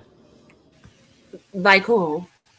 He may thought that V. Lenore was too intellectual for him to like play these little games, little mind games that he tried to play with people, and that he couldn't look down on her because he likes to sit high and look low. And I think that that was a weird position, so he was able to let her go because there's plenty of more who will fall right under his little spell. So he got Shelly. So he traded V. Lenore for Shelly. So he good. Oh wow. Where is Shelly? I haven't seen her. Okay, she was live today saying her title, her thing was like no friends on YouTube or some shit, or it's no YouTube shit. She was up to today. Yeah. Okay. Oh, new time, something new. What was said? What was it about? Can you give us some cliff notes? I don't know. I just saw the title. No, Ayo was watching. Oh, I didn't. No, I didn't. No, I was just expressing how I didn't. But I wanted to say to Choreo Lover, I was thinking about addressing this, and then I said no, but now I'm back to yes. So we did have ZX on our panel. We try to, we're not an anti-men panel on our channel. And we did have Dear Self and Ronnie Q up there. Also, Jakaris was there. Body Electric was on there. King Me. King Me was there, yes. And they had a little bit of a back and forth. We wanted to ask him a couple questions. He hit the link We didn't like ask him to hit the link. He was just, I guess, watching us. He hit the link and introduced himself a week before that. And then he came back this past Saturday. And we just asked him a couple questions since he got into it with VS. And we, I guess, debated with him. We, had a couple, we just had a discourse with him per se. And maybe he felt that it was too much estrogen on the panel. It was a lot of, there was not really too much orderliness. We all were kind of just like, hey, I have a question. And we ran him up out of there. No, Ronnie Q ran him out of there because he had a problem with Ronnie Q and King Me. So those two, y'all, we were nice. It was he said he didn't have a problem with me. You guys had a problem with me. That's like, we not going on that shit. And I was like, well, you guys told me to be nice. No, you guys, when I was asking him all those questions, and finally you guys got fed up with my questions. No, it was them that got fed up, Ronnie Q. I was your fan. I was there with you. Ronnie Q, son. He really got not really upset, but he was turning up when I said, he was like Jay Wilson, but then King Me ended up like kind of intercepting it. But I wanted him to blow up, and maybe that's just the troublemaker in me. But I was just waiting for it. I mean, you think gonna go off and call her all types of hookers and shit? Hooker, yeah. Yeah, I mean, waiting. Like I said, I was pretty much sure that was going to happen soon, or sooner or later. But we were just trying to get a understanding of his mindset, because we wanted to know, like, why do you haul off and call, women derogatory names instead of just trying to understand where we're coming from with whatever argument is going on. But he was talking about like his background and, how he operates as a straight male. But we were trying to understand like the homophobic aspect of it and the misogynistic aspect of it. If he doesn't feel that he is those things, then there's nothing that we can do, no kind of real discussion to be had. He's still welcome to watch us, and I'm sure he knows that we'll check in with him if there's some drama going on. And it's, that's just how YouTube works. Is it? The Body Electric, you was trying to get some money out of that old nigga. You see, yeah, so yeah, he's like, yeah, you got a nice voice, though. I really like your voice. How old are you? She said, 31. Oh no, you a baby, but I like your voice. She was trying to get that money. You can't go to him, you gotta go to R Cook. R Cook is the trick. His stories about his child and how she got the Rocawear jean dress for Easter and then didn't get a Happy Meal. I'm like, he's going from one thing to the next. Like, how you got all these ancient things? I don't know, he's so weird. He wouldn't admit that his teenage mother had trauma by, having given birth that early. Like, he's silly. And I don't know, he's kind of funny to me, depending on what he's talking about. Well, he missed the Body Electric, but he wants you to cam up. So I'm not sure if you're willing to cam up. I asked you a question, y'all.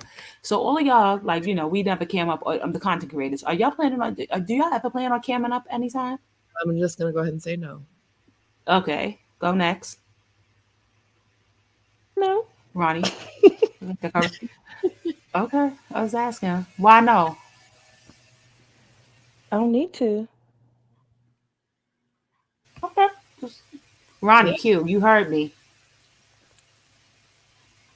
We gotta wait 14 minutes. She's gone. Okay. Give me an apple juice too, Ronnie. I think I'm gonna do it. Okay. All right. I ain't saying right now. Y'all not gonna talk, but I'll do it. It's no big deal to me. Okay. I'm listen. I already had a camera slip. It's done. Okay. Once you have a camera slip, it's just like, what else? Like, you already saw me. Like, big deal. You know what I'm saying? I didn't even know that you had. I didn't even know you had a camera slip. It was months ago. It was like in 2020, 21. maybe? No, not no 21, 2020. Okay. Yeah, that's what I get because I was cursing somebody out. Camera stuff always get you when you try to curse somebody out and shit. And camera come on, but my shit was How alright. did it happen? StreamYard. That's why I learned how to put tape over my fucking everything. Stream fucking yard. Yes, get that good old. They're not gonna, Juanita. They're not gonna drag me. It's nothing to drag me about. I'm a regular person. It's nothing to drag me about. They can't drag me. I'm a regular person. Bitch next door. You're I don't so got cute. no cock eyes or nothing. No, I'm Y'all not. like she pops her shit, but like she's attractive. Ronnie, you left us, so I'm gonna go ahead and say she's. I'm right here. I'm right here. Oh, okay. What's your answer, my dear? Ronnie Q, where's my apple juice? No, I just came back. What was the question? Are you ever gonna cam up? For what? No. Okay. Woo, Ronnie Q, a true OG in this field. Okay. Yeah, I don't got no bodies hitting under my bed. I ain't got no felonies. It's nothing to hide or whatever. So it's no big deal to me. It's nothing to hide from me, but I'm not gonna. No, be, not you. Like, I'm coming the way this is how I came. This is how I'm gonna stay. Whatever. Y'all niggas is LSA, so we expect that. Find somebody's under the bed. I don't care what you find. I don't have any, but hey, and the ones who looking are the ones who I feel that the people who look are the ones who are people who want your life to be worse off than theirs has already proven to be. So I don't have nothing to prove these motherfuckers. Yeah, and I get it. And I really don't care about the bodies under your bed or anyone else's bed. I'm talking about what's put out here on YouTube, and I'm gonna talk about it. So that's it. With that said, right? The reason that we are here, this is gonna be so mean, and God, please watch my words, okay? The reason that we are here in the beef sector is because we started watching mess. We are commentating on mess. We don't want to be like the people that everybody is like TMZ on, oh my God,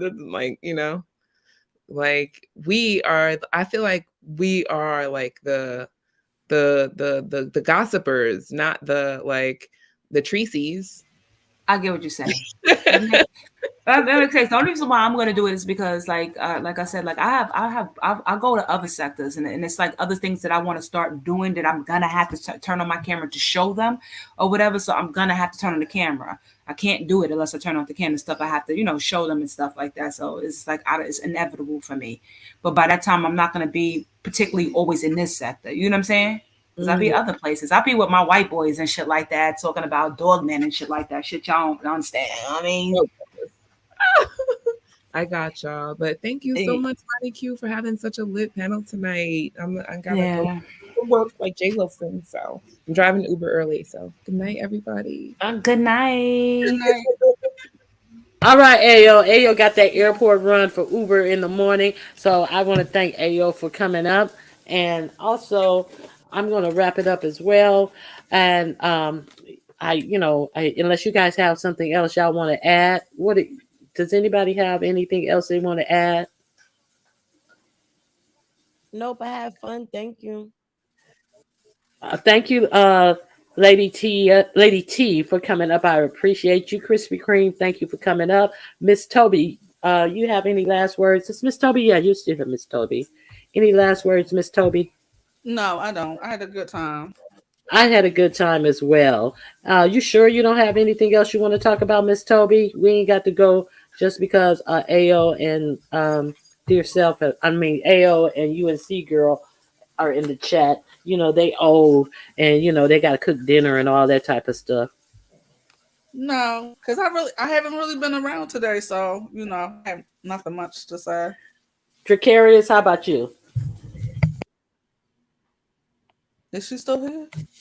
Is she still here? She's not here? Okay. Have a good night. All right. What's going on? All right. See you later, Tia. Okay. I want to thank Miss Toby for coming up, AO for coming up, Dear Self, UNC Girls, Lady T, Krispy Kreme, and Dracarius for coming up.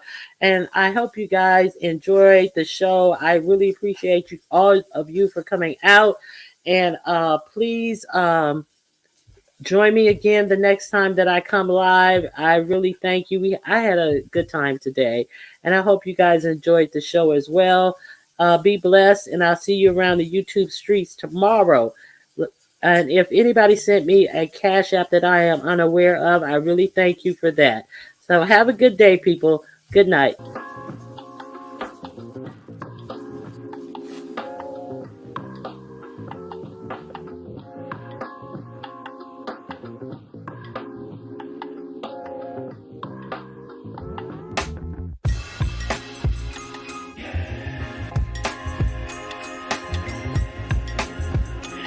I ain't know the damn toilet.